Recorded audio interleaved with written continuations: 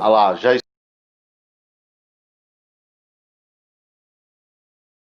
Olá, boa noite a todos aí que nos acompanham, aqui na página @professor Matheus Santos.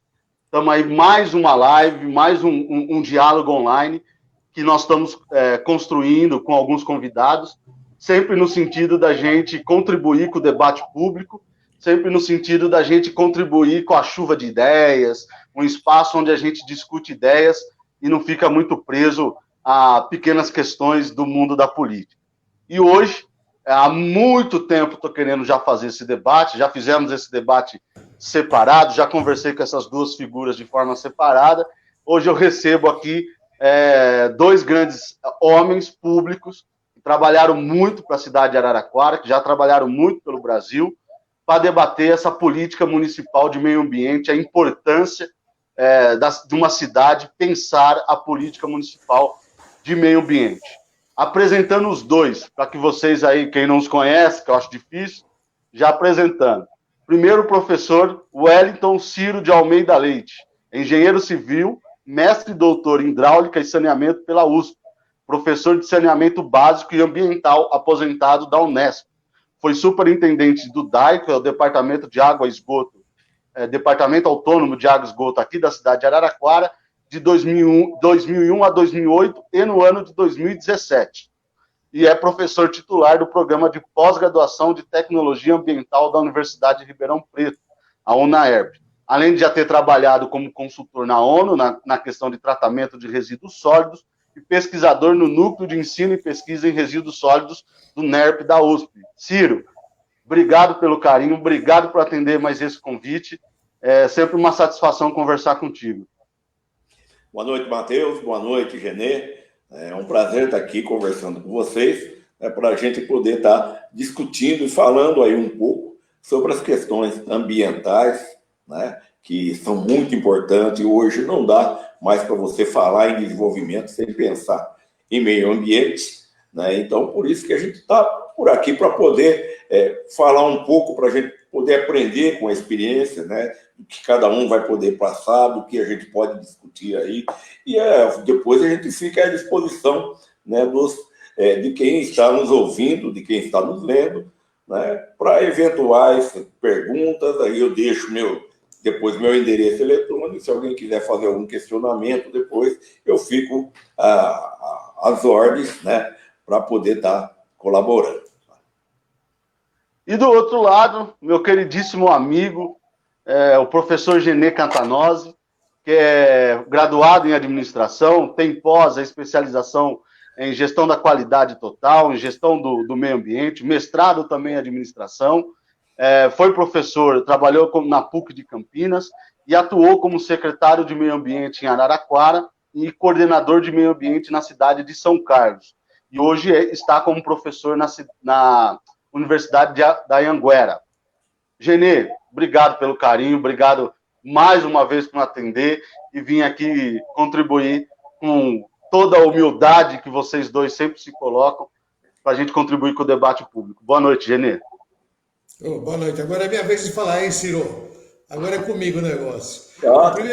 Primeiro tem que agradecer que juntou você, o Matheus, essa turma toda que está assistindo a gente também, né, Ciro? Eu acho que a gente vai ter um bom debate, um bom bate-papo com as pessoas, e as pessoas vão começar a sentir o valor do meio ambiente, né, Ciro? Que não adianta você ficar atrás de uma mesa, sentado, assinando papel, e o meio ambiente exige que você vai para o front, né? Se meter no meio do rio, pegar cobra, pegar aranha, e proteger o mato, e fazer o que tem que fazer, apagar fogo, né, Ciro?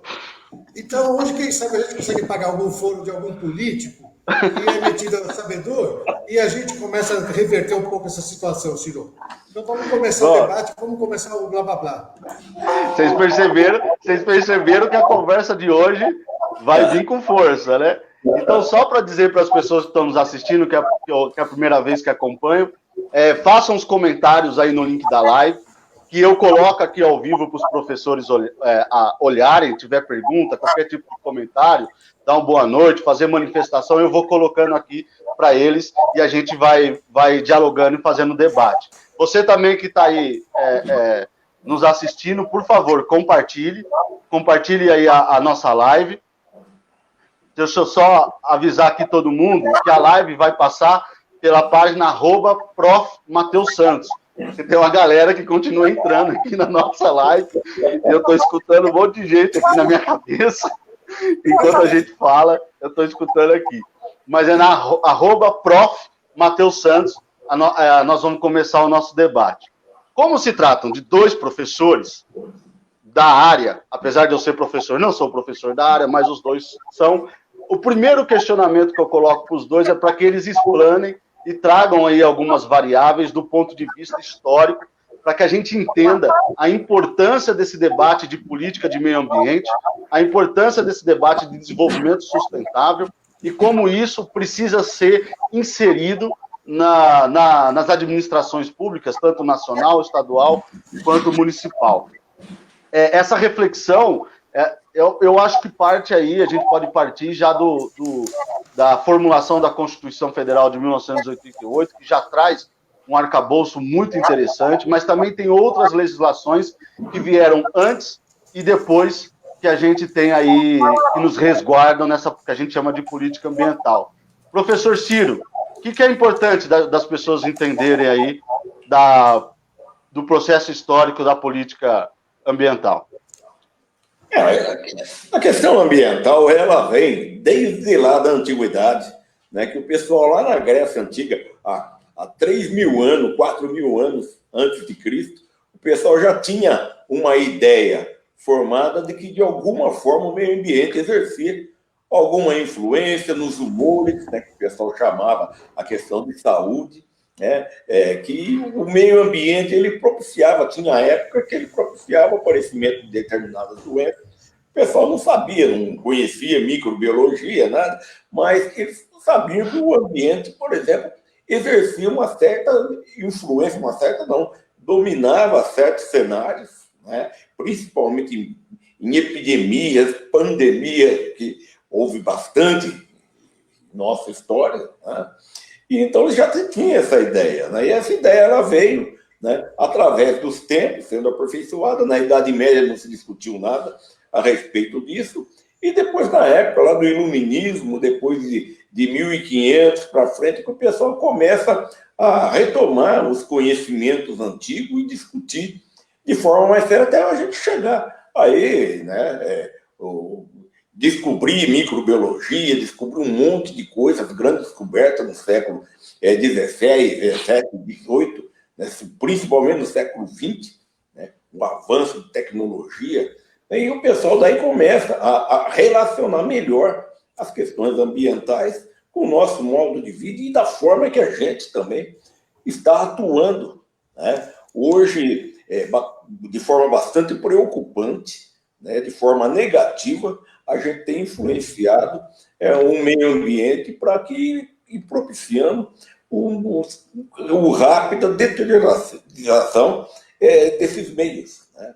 E hoje tem todo esse entendimento, né, que a questão ambiental é uma coisa que tem que ser colocada hoje na ordem do dia. Não dá mais para falar em desenvolvimento sem falar em meio ambiente. Tá? E aí, professor Genê? Bom, eu queria complementar o que o Ciro está falando, que eu acho que é importante esse finalzinho que o Ciro disse, em relação à responsabilidade de todo mundo em relação ao meio ambiente, né, Ciro? E deixar claro uma coisa importante, né? A conscientização, o que é o meio ambiente, né? Que é um conjunto de fatores, um conjunto de condições que fazem com que a vida de todas as pessoas sejam mais adequadas, né? Que a sustentabilidade seja uma visão mais coletiva, né? Para o bem comum. Não deixar essa coisa de ser individualista, de pequenos grupos, né? E que depende de todo mundo. Então, eu acho que essa forma de colocar o meio ambiente de uma forma política, tupiniquim, eu acho que já tem que se ter colocado para trás e a gente começar com uma nova ordem social, né, Ciro? E fazer com que as pessoas repensem um pouco em relação ao meio ambiente. Porque não é só o meio ambiente, falar em meio ambiente, falar em ética, por exemplo, que isso resolve tudo, né? Eu acho que além da teoria, você tem que ter a prática. Né? É que eu falei no início, a gente tem que começar a botar a mão na massa. Sem mão na massa, não adianta só teoria, né, Ciro? Deixa eu só... Peraí. Ligou aí, Ciro? Pode falar. Não, realmente, foi bem colocado aí pelo professor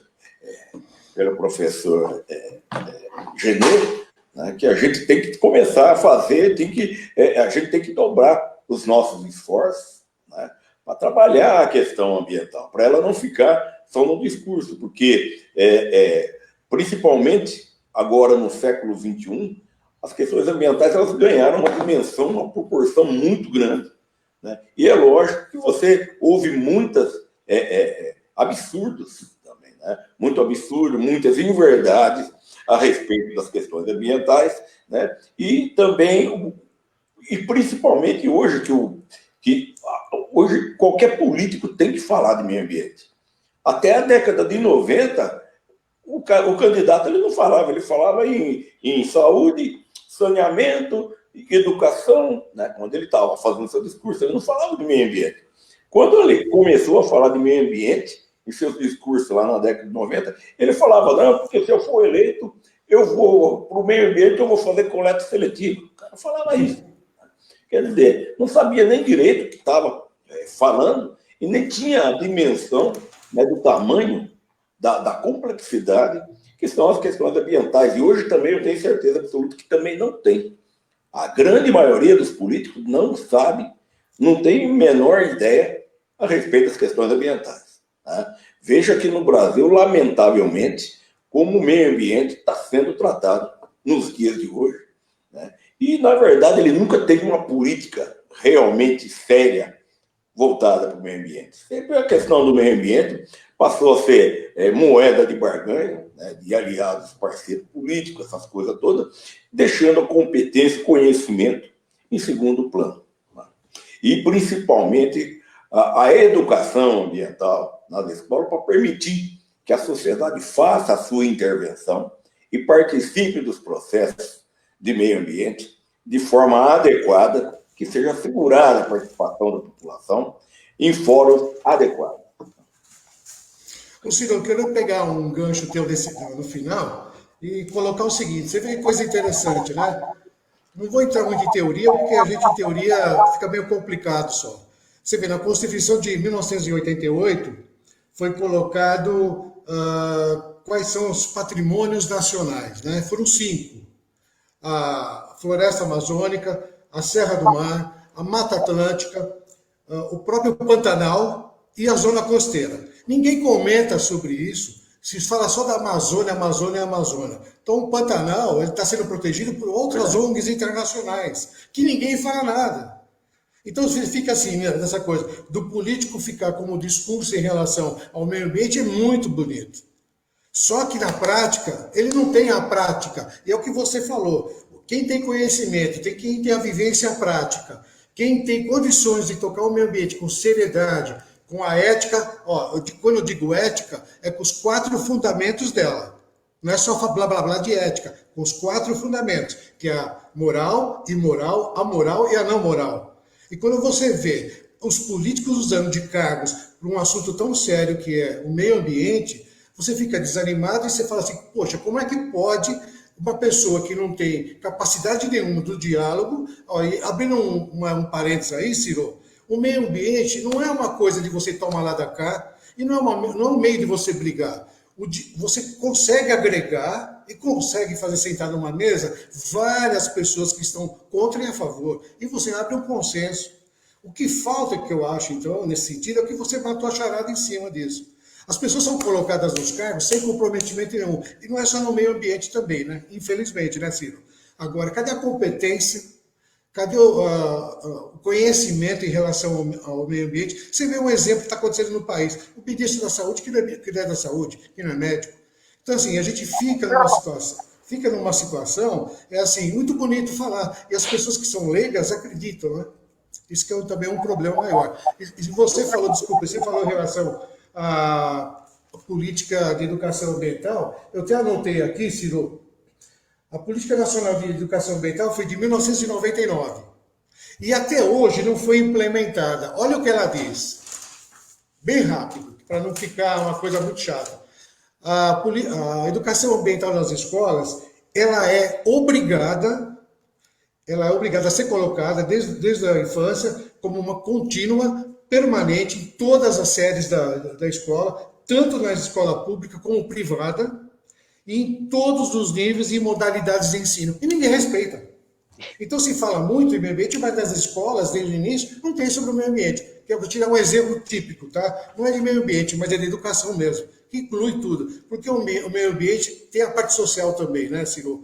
A gente não pode destacar do meio social. Você vê uma coisa, crianças eu sempre falo que tratar política de meio ambiente sem tratar a questão da desigualdade social, da realidade social, é fazer jardinagem, né? E a gente não pode fazer jardinagem no país mais desigual do mundo. E eu queria muito aproveitar esse gancho, Genê, que você está trazendo da questão da educação ambiental, e essa reflexão, que é para trazer, e já agradecendo aqui todo mundo que está mandando comentário, agradecer o professor Falcós, que já passou por aqui, agradecer o Tadeu Alves, que já passou. Tadeu, um beijo no seu coração, saudade de sentar com você, tomar uma cerveja e a gente conversar sobre aqueles papos que a gente sempre conversou. Então, um beijo, um abraço, todo mundo aí que está nos acompanhando. Mas não tem como a gente não falar de política de meio ambiente, as pessoas já estão ansiosas, sem a gente tratar do que a gente está vendo hoje no Ministério do Meio Ambiente.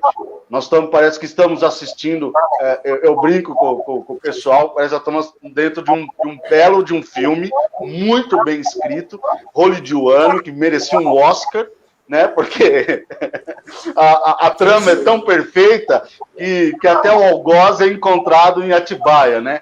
Mas tudo bem, isso a gente fala uma outra hora. Mas de que, assim, de terror, porque o ministro do Meio Ambiente é anti-meio ambiente, é um cara que fala, isso aqui, quem está nos assistindo, é opinião minha, os professores têm a opinião deles, essa é a minha, eles estão livres para falar o que eles bem entenderem, de que produz em todo o governo essa ideia de que a nossa regulação do meio ambiente é um atraso, dificulta o desenvolvimento econômico, dificulta principalmente o desenvolvimento da agroindústria, o que não é verdade, porque nós somos a primeira agroindústria do mundo, se assim fosse, né, não teria um grande problema, mas assim, parece que nós entramos num filme de terror, de ataque ao meio ambiente.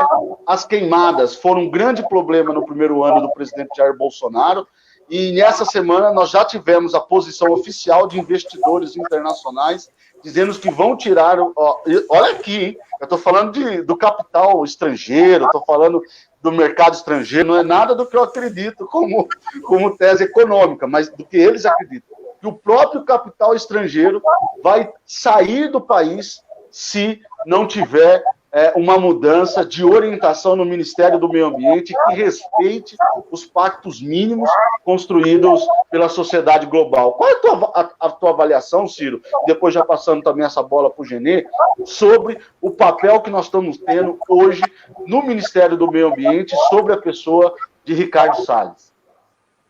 Olha, fica difícil, né? Por exemplo, eu sei pouco sobre a pessoa, né, do Ricardo Salles. Primeiro, eu sei que ele não é especialista em meio ambiente. Eu sei que ele é advogado, né? Ele era secretário particular do governador Alckmin, e depois passou ele a secretário de meio ambiente do estado de São Paulo, que aí em 2016 e 2017 ele foi secretário do meio ambiente do estado de São Paulo, onde, no meu entendimento, houve um grande retrocesso na parte ambiental, a começar pelo desmonte, né, que vem sendo sofrido pelos órgãos de fiscalização ambiental do estado de São Paulo, pelo CETESB. CETESB que já foi um dos órgãos. Quando eu comecei a estudar meio ambiente na década de 1980, né, a CETESB era uma coisa que era um conhecimento adquirido, né?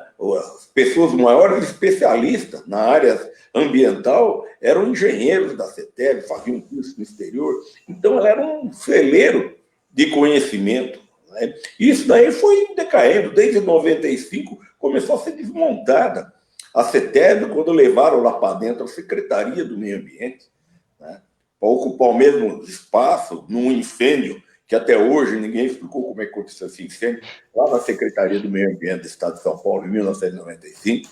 Né? E quer dizer, começou a ver, e esse desmonte, ele vem se acentuando.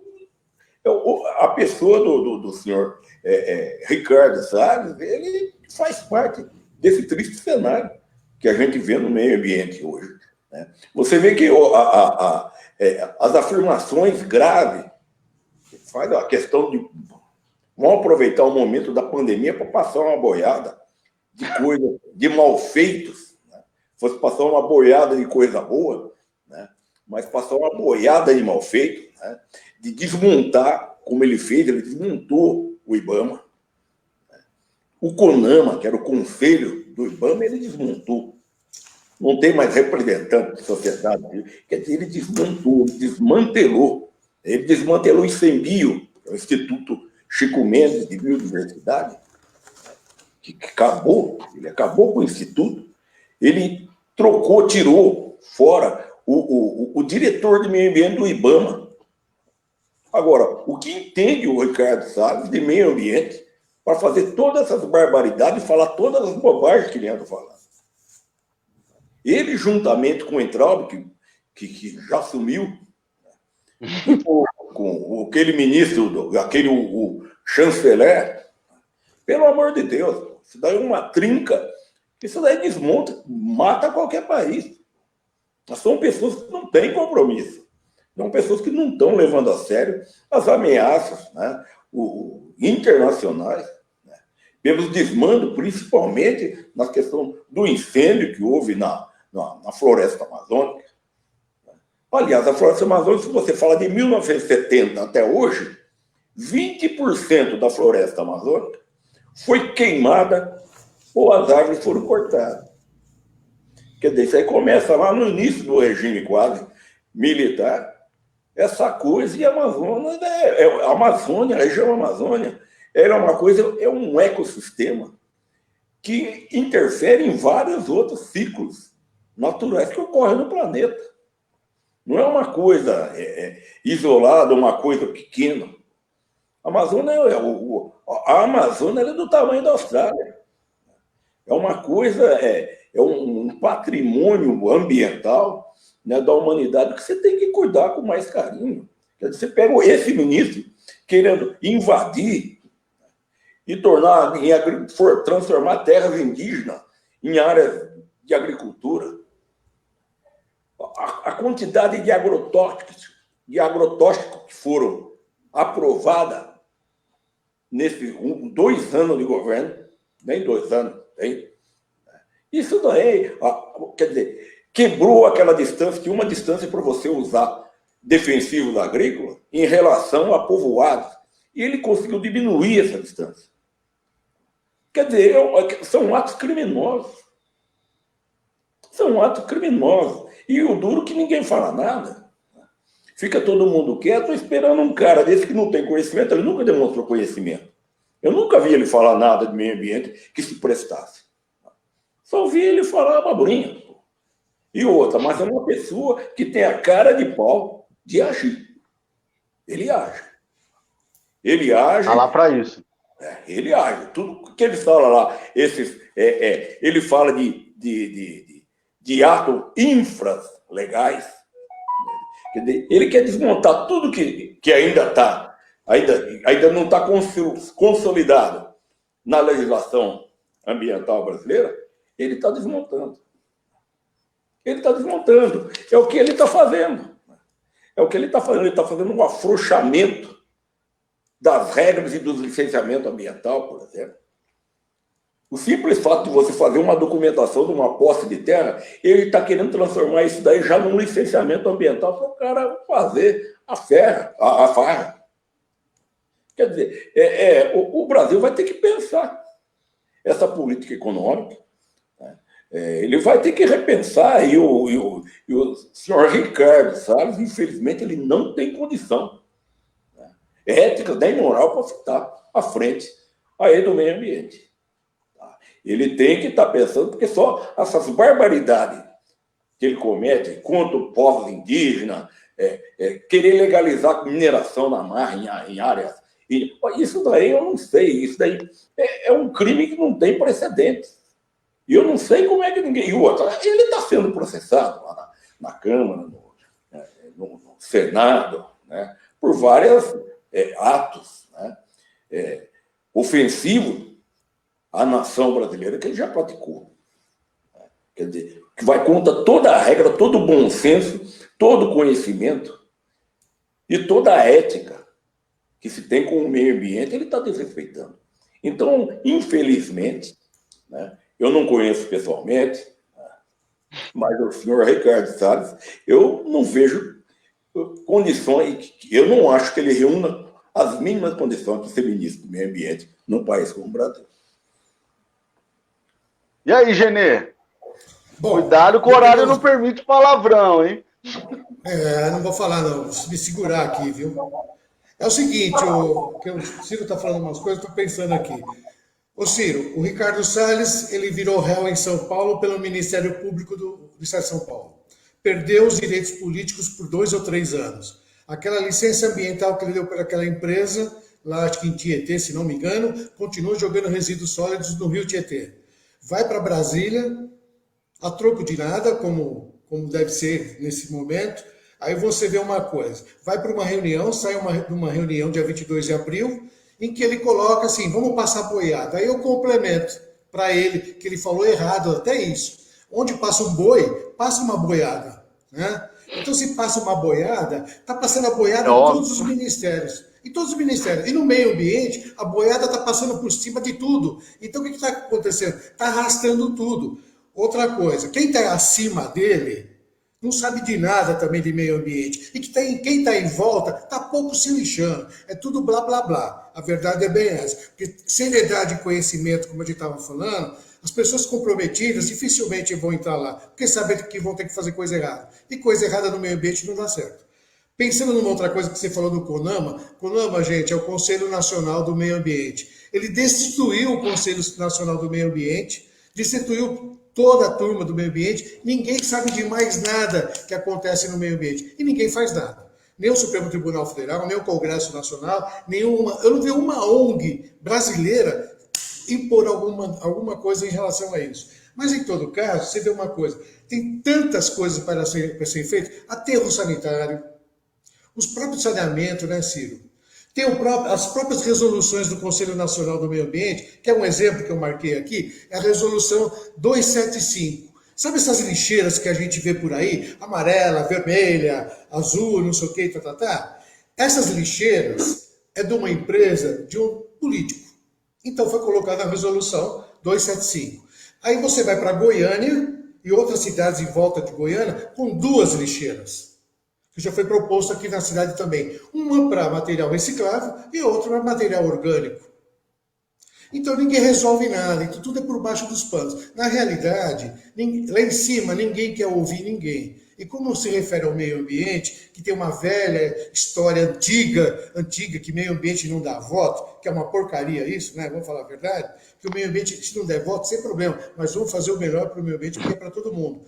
Mas fica nessa história, nessa lenga-lenga. Aí você vê uma coisa, fica essa história toda, ninguém fala nada como você falou, mas aí se investe numa outra coisa, que a gente vai entrar na cidade de Araraquara mais tarde, daqui a pouquinho.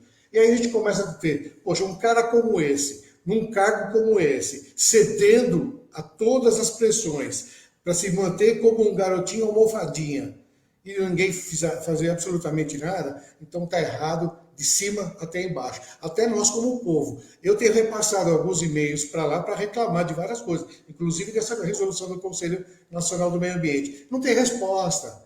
Entendeu? Então fica tudo jogado, tudo jogado. Agora eu vou te falar para completar, para a gente, se for começar com uma etapa. Os políticos precisam criar vergonha na cara. A nova ordem mundial, a nova ordem social do mundo inteiro mudou. As pessoas estão ficando mais esclarecidas. Nós precisamos se comprometer com o bem comum. A política tupiniquim tem que deixar de existir. Pessoas comprometidas. E vou lembrar até um fato histórico.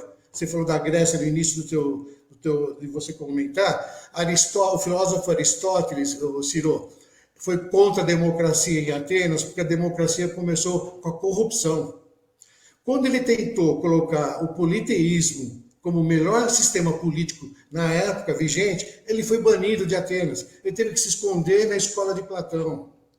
Então você vê, já tudo isso, a corrupção, tanto em dinheiro como em moral, já vem de longos anos. Para quebrar isso, tem gente suficiente para começar a quebrar. Porque a gente, como povo, a gente é um povo honesto. A gente quer ver honestidade.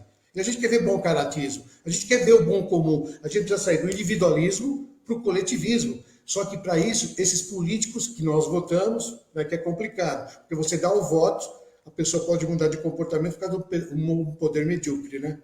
Então, fica nessa história toda. A gente tem que começar realmente com seriedade, com comprometimento e pegar pesado de quem não trabalha certo, né? Antes de entrar na polêmica da semana, né? Porque eu brinquei aqui com os dois, para quem está nos assistindo, que eu tenho acertado o time das coisas, né? Eu fiz a live da cultura para debater cultura quando foi aprovada a Lei Aldir Blanc. E agora eu fiz do meio ambiente logo após as mudanças do marco regulatório do saneamento básico. Antes da gente entrar nesse tema, deixa eu só agradecer o Ricardo, a Patrícia, o professor Henrico, a professora Marisa, a professora Pamela, a professora Maria Helena Frei, que estão nos acompanhando, mandando mensagem.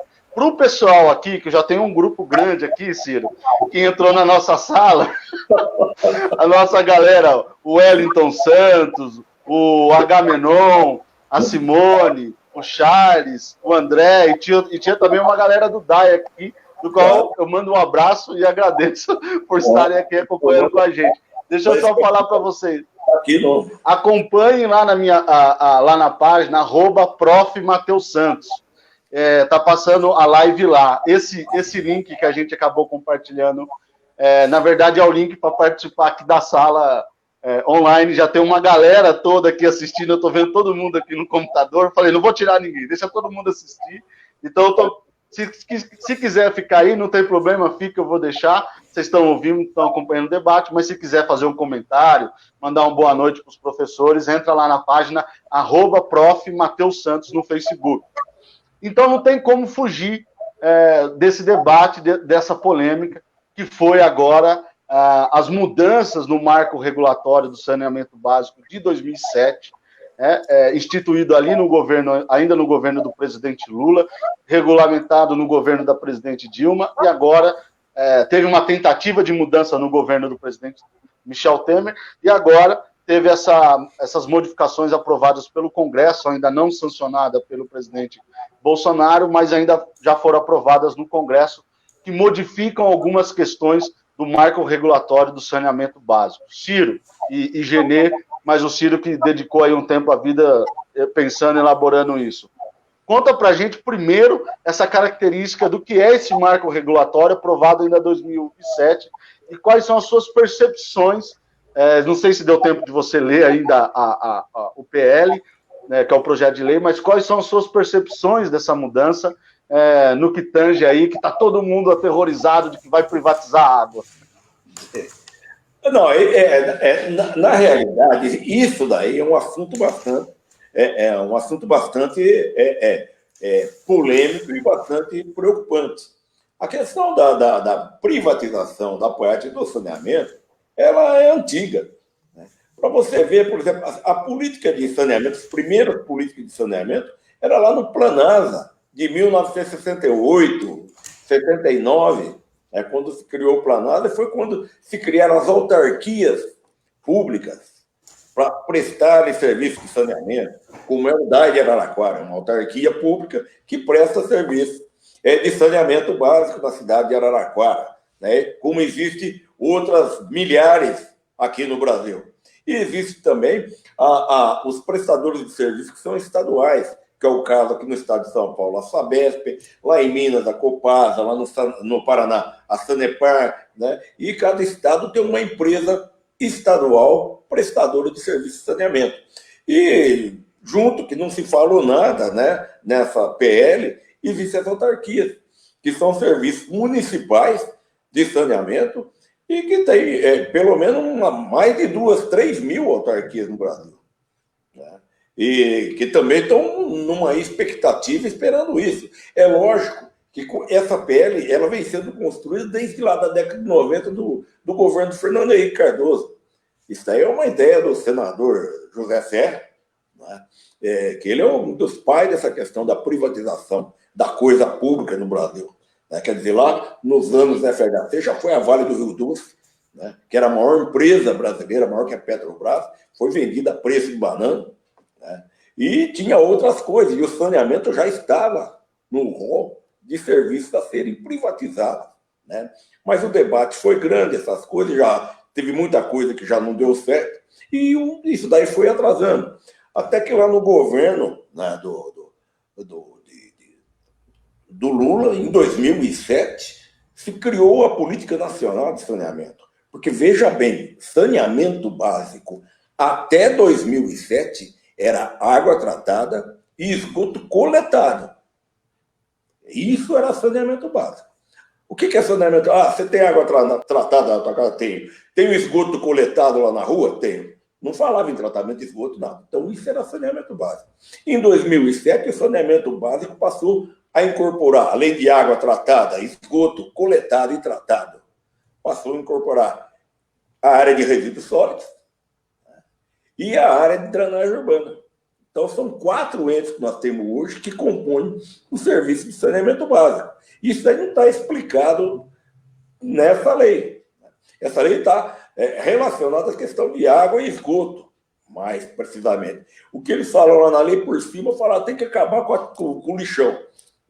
Tem o prazo lá de acabar com os lixões, que antes da lei lá, em 2010, dava-se o prazo até 2014, depois passou para 2018, depois para 2021, agora foi para 2024. Né? Então, quer dizer, vai empurrando. Quando você pensa, agora vai, né? Agora vai aonde? Né? E é o que eu pergunto. Né? É o que eu pergunto dessa PL 4162, né?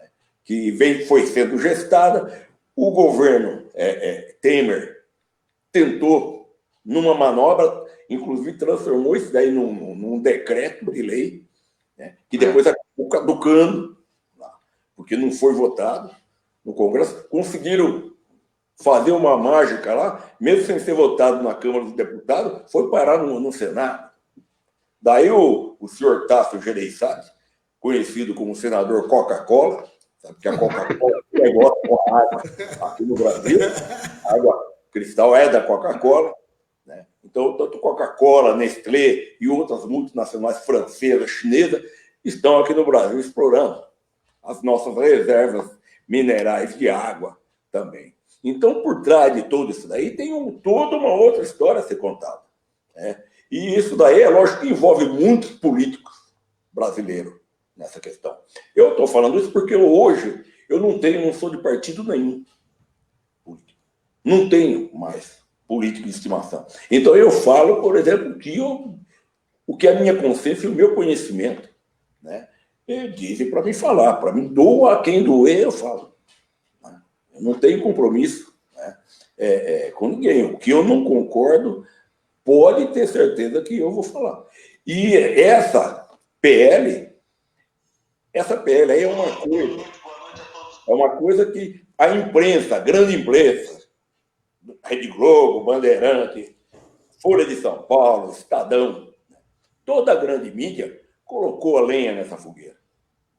Eu estava lendo a Folha de São Paulo toda semana o editorial, não estou falando matéria, o editorial dela falando sobre isso, e falando de forma errada. Várias vezes, eu escrevi para a Folha de São Paulo, retrucando algumas coisas, nunca foi publicado. Porque a Folha de São Paulo, quando ela tem lá o painel do leitor, quando você escreve alguma coisa, ela pode até publicar. Mas quando você escreve contra a linha editorial deles, aí não. Aí o cara pula fora. Né? Então, quer dizer, pelo menos comigo sempre aconteceu isso daí. Eu nunca, quando falei alguma coisa que é contra a linha editorial deles, porque é na linha editorial que você vê o pensamento do dono do jornal. Então, quer dizer, é aí que você tem que criticar ou elogiar. Né? Então, nisso daí, eles não gostam, né, de mexer. Então, a gente está acostumado com essa democracia, né? Com essa democracia que não é só aqui no Brasil, o mundo inteiro ele é assim. Né? E agora, então, estou falando maravilha. Mostrava toda a situação do Brasil ruim de saneamento, e tem muita situação, se pega Norte e Nordeste, principalmente, a situação é de calamidade pública, questão do saneamento, e eles mostravam só esse lado, não mostra coisa boa, nunca mostrou experiências boas, experiências, por exemplo, exitosas de saneamento no Brasil, como Araraquara é um exemplo de experiência de saneamento. É uma cidade que faz muito tempo que está com quase 100% em tudo. Ela tem 100% de água coletada, tratada, 100% de esgoto coletado, tratado. O tratamento de esgoto aqui está meia boca. A gente está depois até explica por quê, né? Se for a gente vai chegar lá. Aguarde que a gente vai chegar em Araraquara. O lixo todo coletado, né?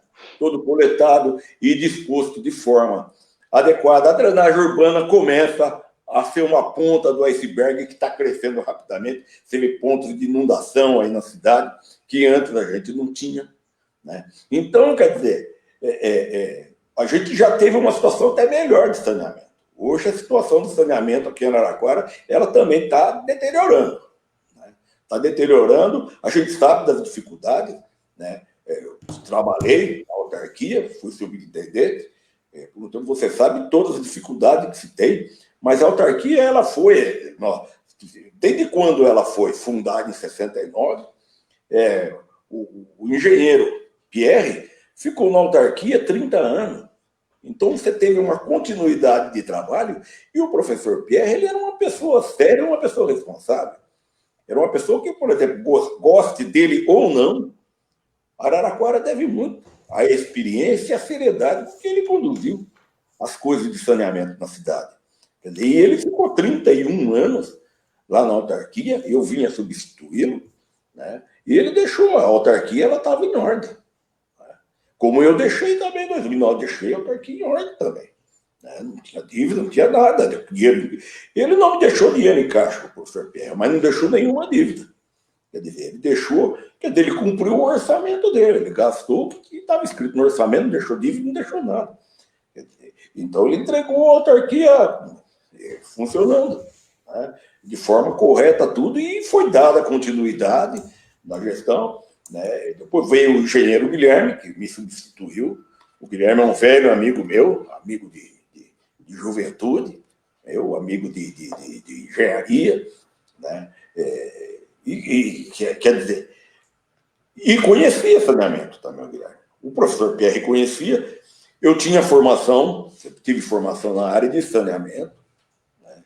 E o Guilherme, eu era um engenheiro de 30 anos de idade, também com conhecimento. Então, quer dizer, a passagem das pessoas na direção da idade são pessoas com conhecimento.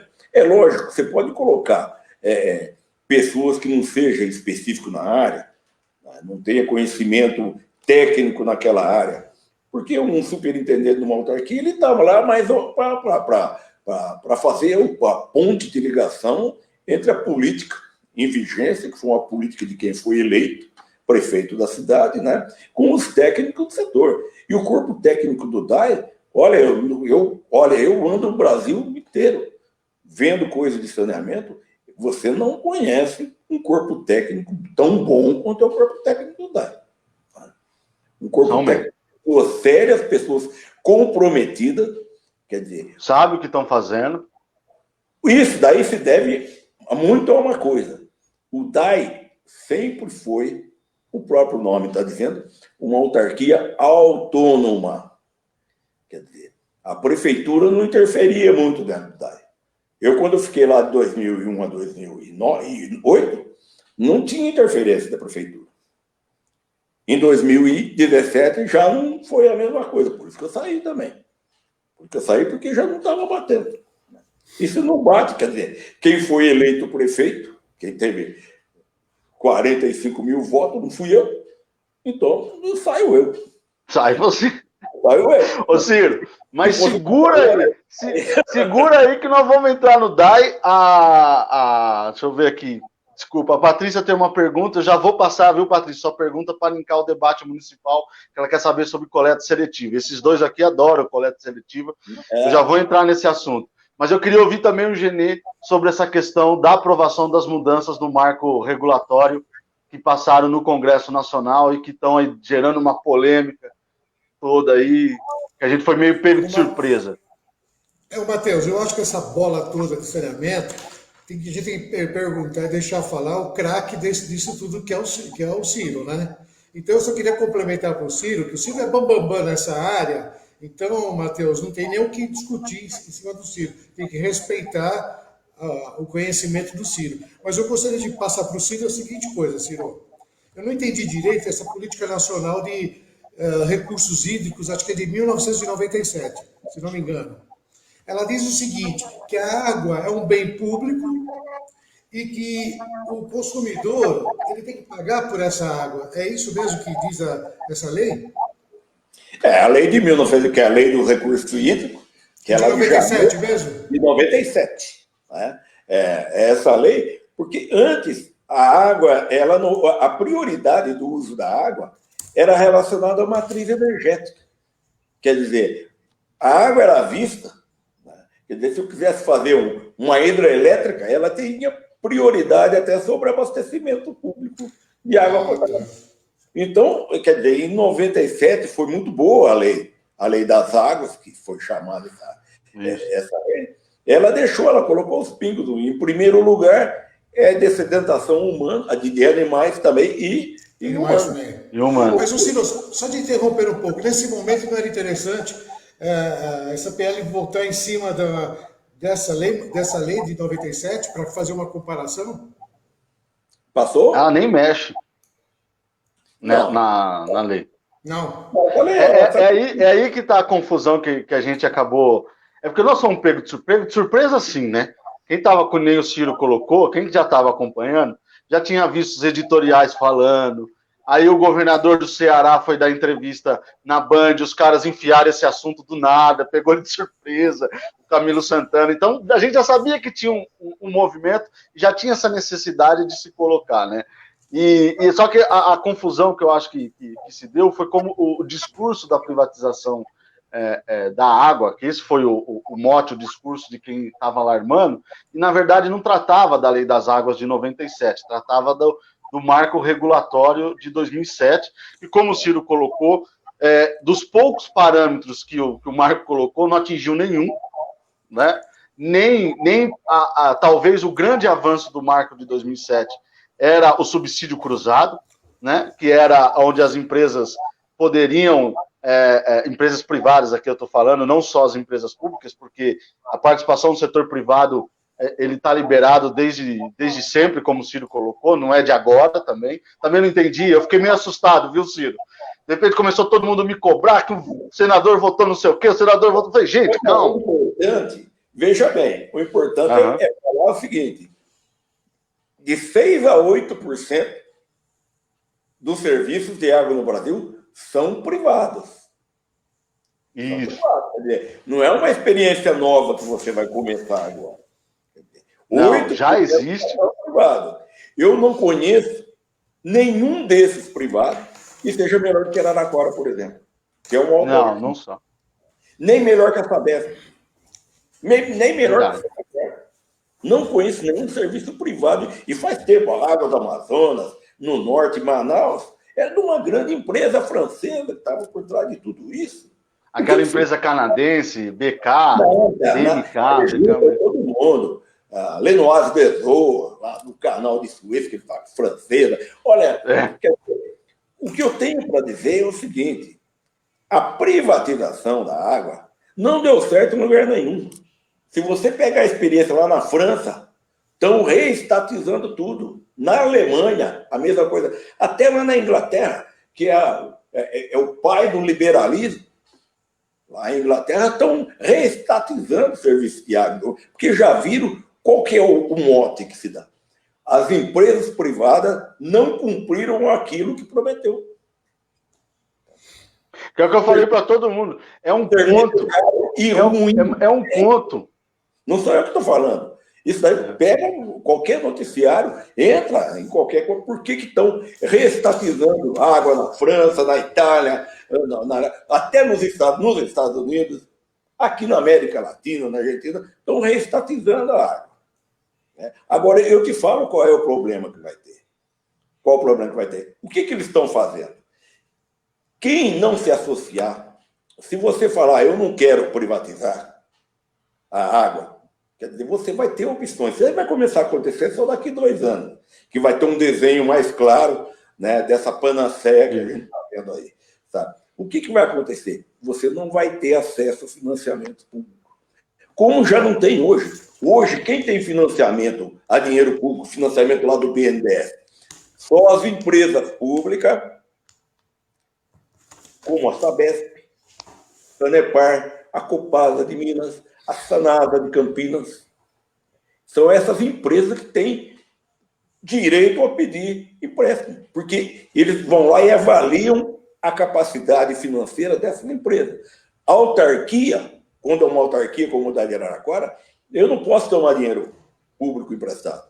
Quem tem que tomar dinheiro público é a prefeitura. E a maioria, 99% das prefeituras do Brasil estão quebradas. Então, não tem capacidade para se endividar.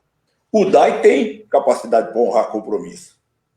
O DAI pode ir lá no nome dele fazer empréstimo tranquilamente, porque ele tem dinheiro em caixa para fazer isso. A prefeitura de Araraquara não tem. Tá? Se virar de conta cabeça, não cai uma moeda. Então, é ela que responde. Como da autarquia, é administração indireta. Como a administração é indireta, é a prefeitura que é analisada. E ela analisada, ela não passa. Então, o garrote que eles estão pondo, se você não aceitar esse tipo de regra, você não tem acesso a financiamento público. E agora, quando eu falo financiamento público, entenda, olha a conversa maldosa que tem por trás disso. A conversa maldosa é assim, o Brasil está precisando de investimento. Até parece que o cara lá de fora vai pegar, botar a mão no bolso e vir lá com um pacote de dinheiro e falar, está aqui o dinheiro para fazer saneamento. Quem vai pôr esse dinheiro no outro vai ser o BNDES. O dinheiro meu, o teu dinheiro. É ele que vai emprestar para essas grandes empresas a juro de pai para filho. Tá? De pai para filho. Vai ficar com e não é o juro que cobram da gente, é o juro que vão cobrar. É um grande negócio. O mundo, por exemplo, essa forma de capitalismo selvagem que o mundo está vivendo hoje, essas coisas todas, quer dizer, isso daí ele não suporta, mas precisa de novos negócios. Essa empresa que o pessoal, o famoso mercado que o pessoal fala, o mercado não põe dinheiro em nada. O mercado nunca põe público e só fica com lucro. Então, quer dizer, essas mentiras, elas não são, essas verdades não são contadas na imprensa. Não. Já está tudo comprado já, para esse tipo de coisa. Eu tenho dito para todo mundo que, como a gente já estava acompanhando esse movimento, eu não me surpreendi com isso, não me surpreendi com o não alcance das metas do marco regulatório de 2007, como também não me surpreendi com esse movimento que surgiu agora, porque o Temer já tinha tentado, e a gente sabia que isso já estava de acontecer, né? Para mim, eu li o PL, conversei com algumas pessoas, é isso que o Ciro falou, para mim é um conto de fadas, né? Para mim é um conto de fadas. Quem achar que aquilo vai resolver o problema, não vai resolver o problema, né? Só que ali não é o debate. É isso que eu tenho chamado a atenção das pessoas. Ali nós temos coisas importantes que a gente já tinha avançado, que deixaram de serem colocadas, que foram desconstruídas, mas que também a gente tinha que aproveitar o espaço para debater, tentar criar um ambiente de ideias. Mas isso a gente não consegue mais. Eu já percebi que é a turma de cá versus a turma de lá, e sobe o tom, e sobe gritaria, e aí você não consegue. Aí eu falei assim, não, mas é legal a ideia do consórcio para a gente fazer e resolver, que é até uma pergunta que eu vou fazer depois para vocês, porque é uma coisa que eu estou escrevendo no programa de governo do PDT, que é essa ideia de resolver alguns problemas de forma regionalizada. Aí, porque se eu fiz essa reflexão, o outro falou, você já é a favor, a outra já é contra. Não. Apaga o debate de ideias. O Brasil, para resolver a questão do saneamento, ele precisa de parcerias. Por isso que abriu-se lá a oportunidade de se fazer parceria público-privada. Agora, quando você fala em parceria, veja bem, quando você é parceiro, os dois têm que correr risco. Parceiro é parceiro, né? O capital nunca quer correr risco. Ele, para fazer uma parceria, ele quer garantia que ele não vai tomar prejuízo. É como você faz uma parceria com o banco. O banco te empresta dinheiro a um juro um juro exorbitante. Daí ele fala que o juro é exorbitante porque se ele tomar calote de outro que emprestou dinheiro dele, o teu vai lá e cobra. Então, quer dizer, esses caras nunca ficam no prejuízo. Eles não formam parceria, por exemplo, para correr risco junto e para crescer ou quebrar junto. Os caras formam parceria para ganhar dinheiro só e acabou. O resto, a hora que a coisa ficar inviável, ele dá um boné e cai fora. Então, essas coisas, quando você fala em parceria, ninguém é contra. Eu não sou contra parceria, porque eu não sou louco. Eu sou muito favorável à parceria, a dinheiro. Põe a mão no bolso, vem, participa do negócio. E depois vê como é que fica os lucros. Isso. Uma coisa para todo mundo ganhar. Agora, vem aqui só para ganhar um grupo. Quer dizer, um grupo que... Parceria que um entra com o pé e o outro entra com o bumbum, aí não dá, né? Não dá. Então, é esse tipo de coisa que a gente está assistindo. Eu duvido que até 2033 o pessoal consiga universalizar a água. Tomara que consiga. Né? Tomara que consiga. São 100 milhões de pessoas que não têm rede de esgoto. Não é esgoto tratado, não. É rede de esgoto passando na casa dele para ele ligar o esgoto dele, aqui no Brasil. 35 milhões que não tem água potável. É muita gente fora. Né? Muita gente fora. Fora 50%. Para mim isso é um vexame. Um país do nosso tamanho, da nossa história. Eu sempre disse que esse era o maior vexame. Em 2015, para quem está nos assistindo, morreram 2.000 crianças de até 5 anos de diarreia. Porque toma água com excremento humano. Não é possível, no século XXI, a gente passar com esses dados que o Ciro colocou, mais de 100 milhões de pessoas que não têm acesso a esgoto, mais de 50 milhões não têm acesso à coleta de resíduos, quase 40 milhões de pessoas não têm acesso à água potável, no país que mais água potável tem. Então, assim... É um vexame que a gente precisa resolver para ontem. E não resolvemos até aqui. Veja bem, o Brasil ele tem uma má distribuição hídrica. Não é má distribuição, digo em relação ao povo. Por exemplo, você tem água sobrando lá no norte, né, na bacia do Amazonas, né, mas quase não tem gente morando nessa região. Né? E aqui no sudeste, que você tem regiões, que você tem escassez, né? A água aqui é pouca. Na região sudeste, você tem uma maior concentração. A região sudeste tem 45 milhões de pessoas. Um quarto, quer dizer, quase da população do Brasil está aqui na região sudeste. E com recursos hídricos escassos. Aqui, na nossa região, nós estamos em cima do aquífero Guarani, e numa região do aquífero Guarani que a água é de boa qualidade, porque tem regiões do aquífero Guarani que a água não é tão de boa qualidade, não é que a água não... É que a água ela sai no ar. A rocha que ela está em contato é uma rocha cáustica que tem fenômeno de água dura e você tem que fazer um outro tratamento da água. Ou em Rio Preto, quando você fura que Rio Preto mesmo, fura um poço, você vai achar a água a 1.200, 1.300 metros de profundidade. E essa água sai quente, precisa de torre de resfriamento, precisa de uma série de coisas. Agora, aqui em Araraquara, São Carlos, nessa região aqui, nós estamos em cima de uma mina. Mas nem a água Perrier lá da França é melhor que essa. Você lava carro em certas regiões da cidade, onde a água vem dos poços profundos, é água mineral, isso, gente. É o que o pessoal não sabe, é água mineral. É água que está fossilizada há 200 milhões de anos atrás.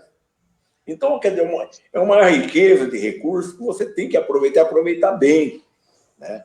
Isso daí a gente consegue nessas campanhas. Por isso que a gente fala, você não vai dissociar saneamento de meio ambiente nunca. A questão do meio ambiente não é. Aliás, hoje nossos cursos d'água, a pior pontuação de poluição é de esgoto sanitário. A da indústria, o esgoto de indústria, aqui no estado de São Paulo, pelo menos, pararam de poluir quando a CETES era bem atuante e chegava lá e ia para cima das indústrias, fiscalizava. Né? Que, infelizmente, nos últimos 10 anos, está fiscalizando, mas houve, no meu entendimento, um afrouxamento nessa fiscalização. Tá? E, principalmente nesses últimos 25 anos, né, de governo de um partido só. aqui no estado de São Paulo que fica difícil. Está na hora de virar esse disco. Como chegou a hora, virar o disco do PT, então tem que, sabe, tem que mudar. Aqui também, né? Pelo amor de Deus. Ô, Genê, você tá quietinho aí?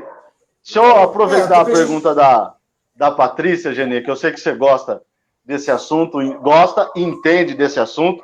E já quero também mandar um abraço para Marta Joaquim, que estava aqui com a gente, o professor Rodrigo Toledo. Toledo, já eu passo a sua pergunta aqui para a gente entrar no espinhoso debate do DAI, onde esses dois sabem de muita coisa. Mas quero aproveitar a pergunta da Patrícia aí, Genê, que como vocês conseguiram aqui na cidade de Araraquara, e aí eu sei que o DAI também teve esse trabalho lá no começo dos anos 2000, sobre a coleta seletiva, que durante muito tempo na cidade de Araraquara foi referência para o país todo, e aqui eu já quero deixar um abraço para todos os trabalhadores e trabalhadoras lá da Cássia, que é a nossa cooperativa de reciclável. É uma cooperativa, são trabalhadores que se organizaram, é uma grande referência, em nome aí da Marta, que participa da direção, mas também em nome da querida Helena, que preside a Cássia. Um beijão para vocês e obrigado pelo trabalho de vocês, a gente agradece. Como que fez, Genê? Como que foi essa história da coleta aí?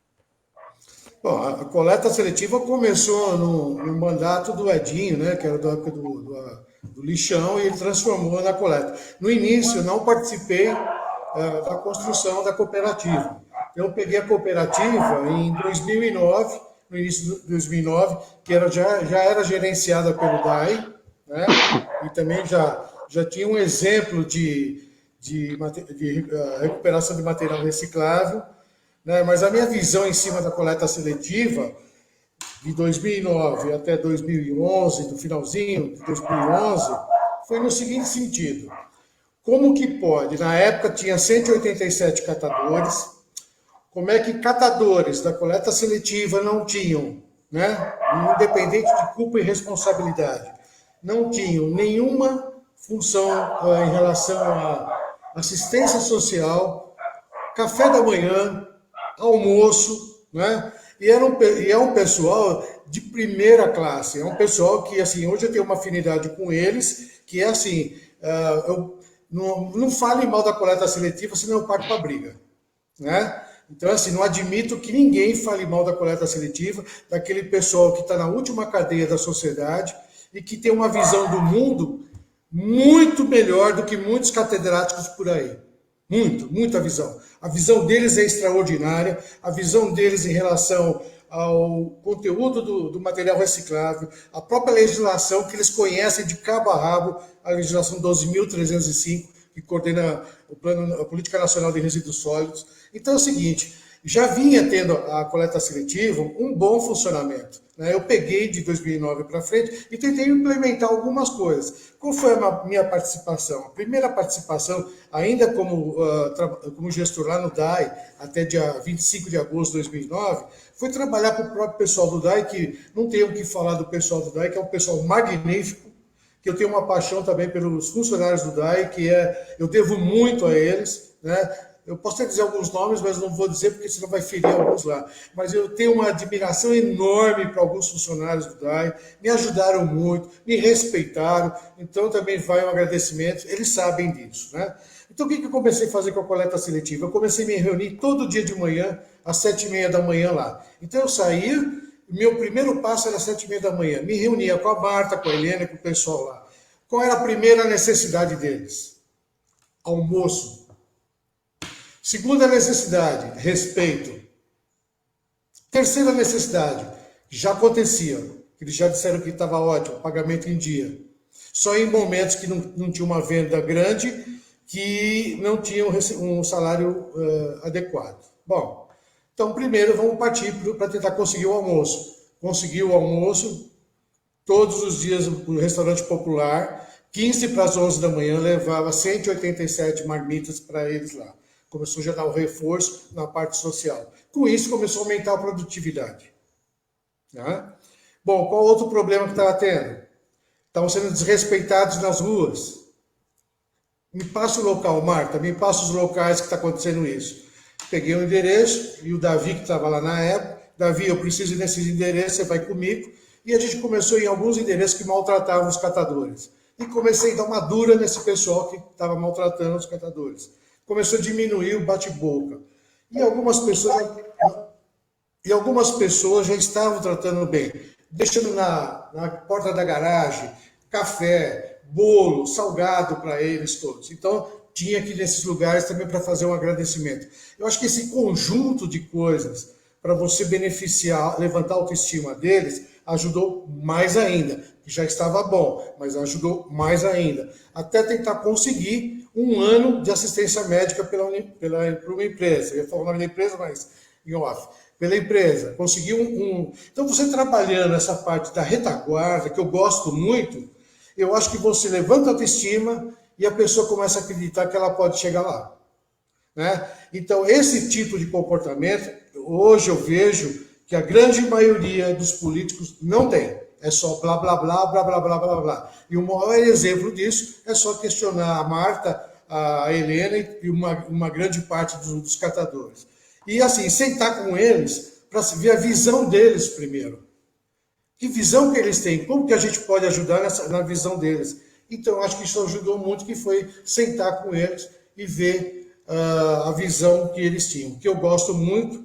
Não tenho ido lá, vão fazer 4 anos. Eles sabem o porquê que eu não vou lá, né?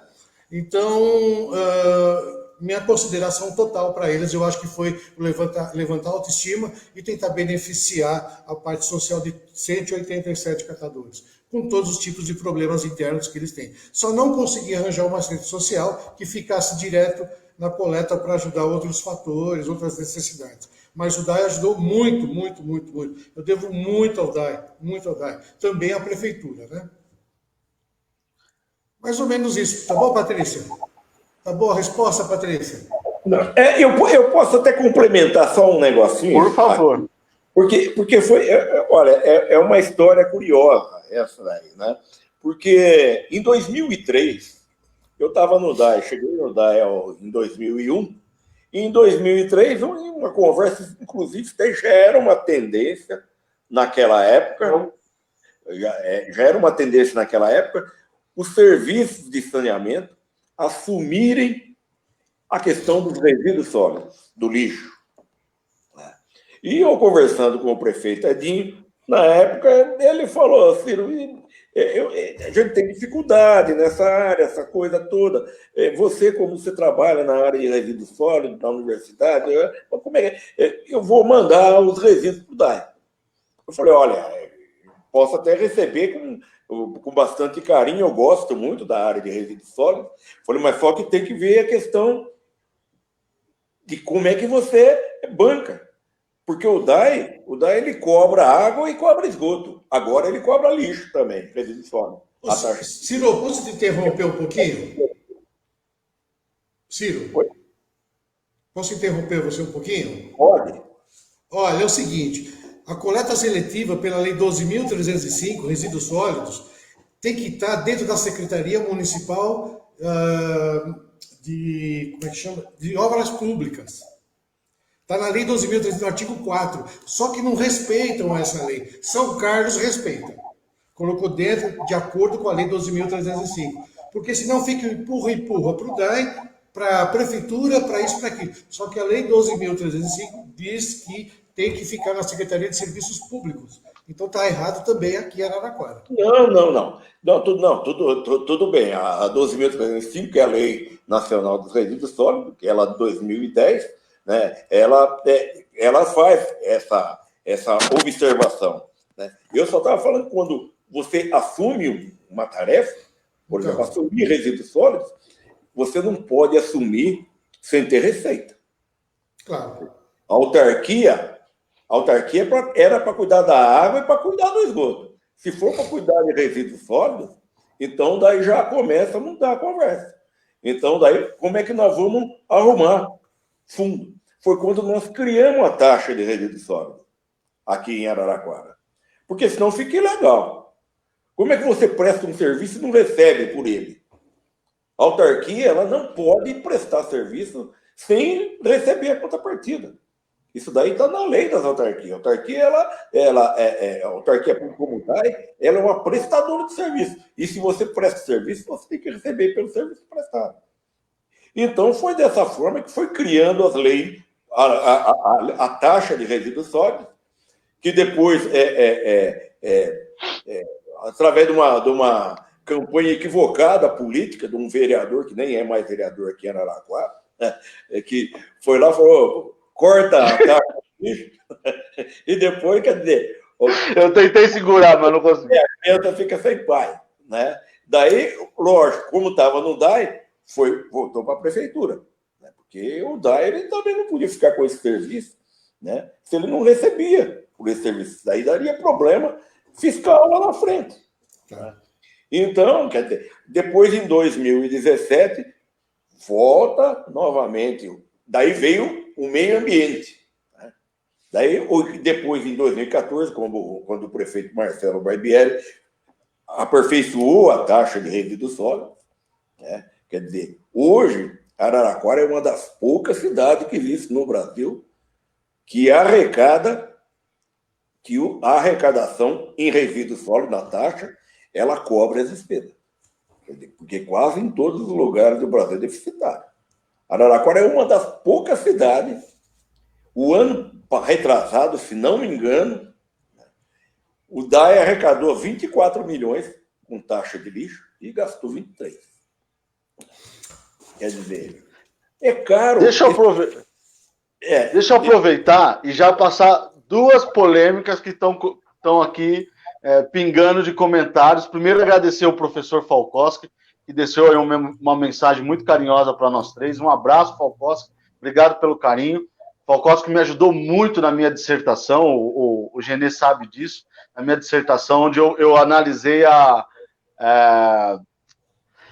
revisão do plano diretor de Araraquara, como foi a revisão do plano diretor de Araraquara. E tem duas falas suas lá, tá, Ciro? Só estou te avisando que tem duas falas suas públicas, lá, que você deu entrevista, tá lá na minha dissertação. Obrigado, viu, Falkowski? Um abraço.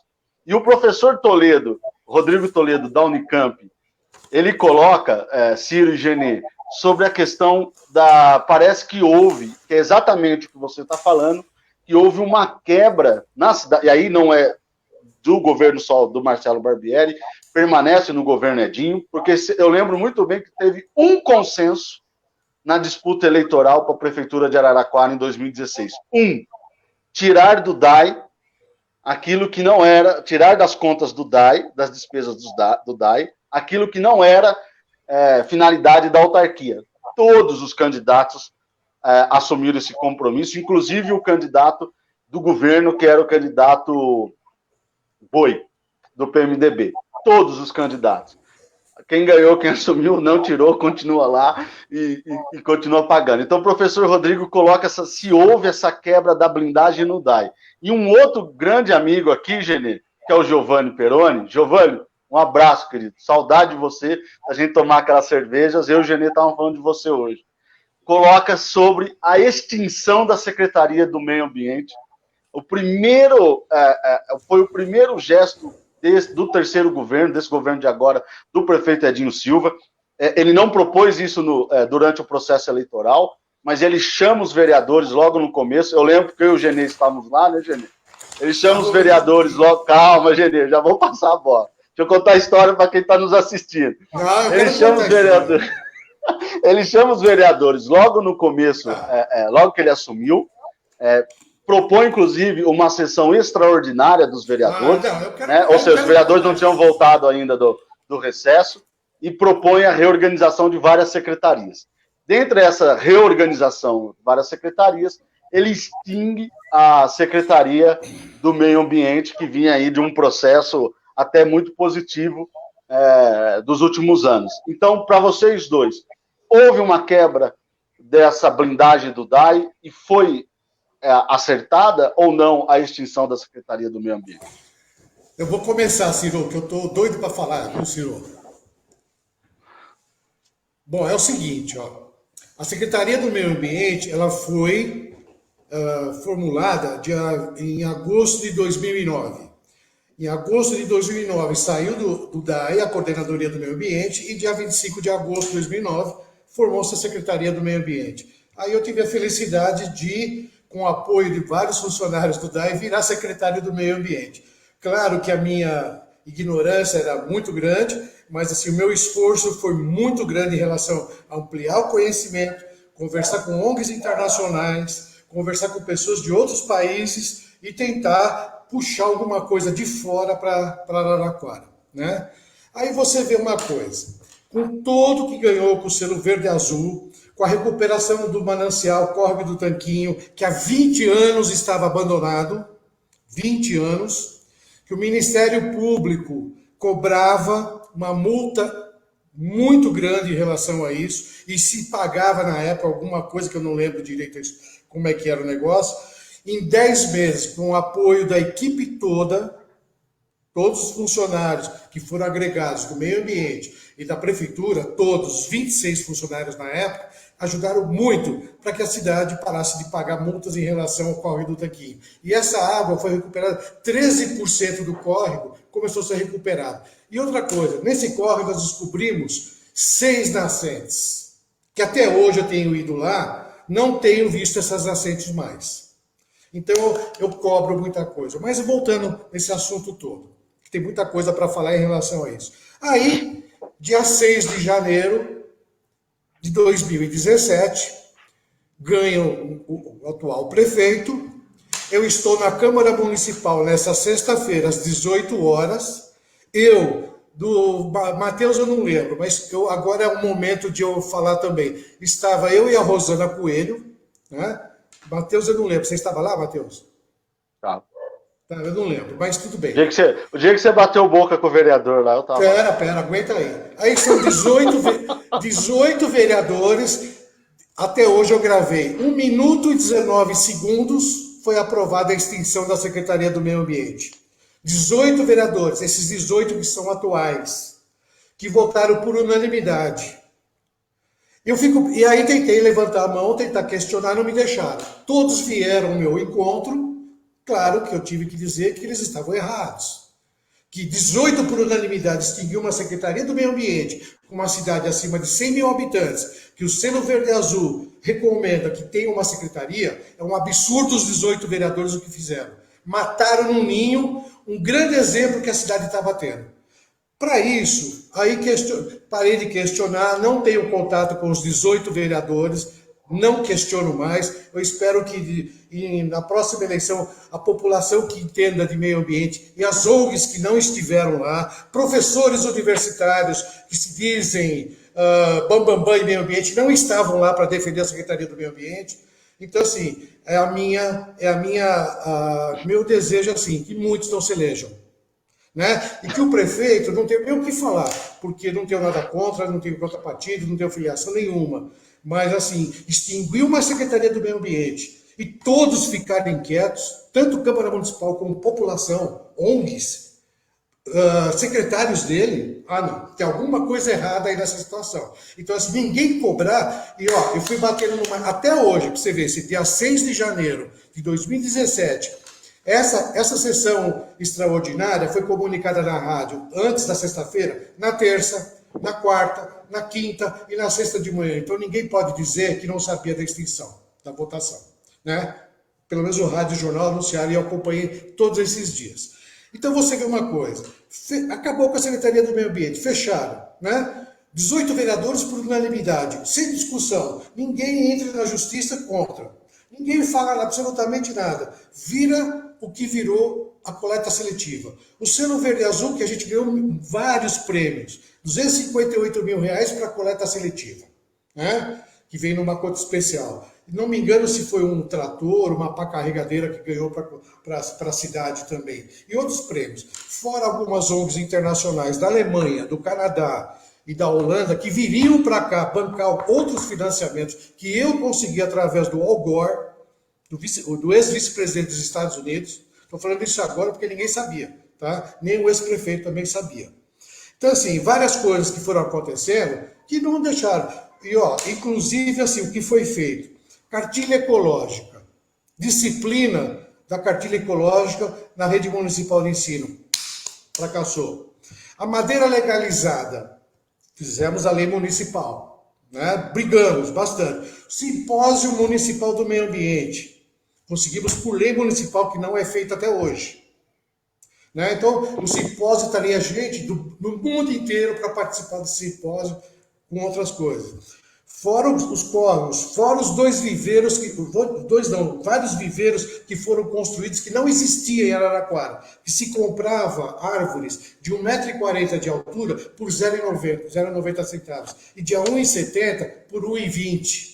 Quando nós montamos o viveiro, acabou essa compra de fora. Então, assim, são atos, claro, que estão na retaguarda, que não dá visibilidade, porque a minha visão é trabalhar na retaguarda. É fazer sem querer ser o bambambam da história e sem querer mostrar que eu sou o melhor, porque tinha 26 funcionários trabalhando em conjunto.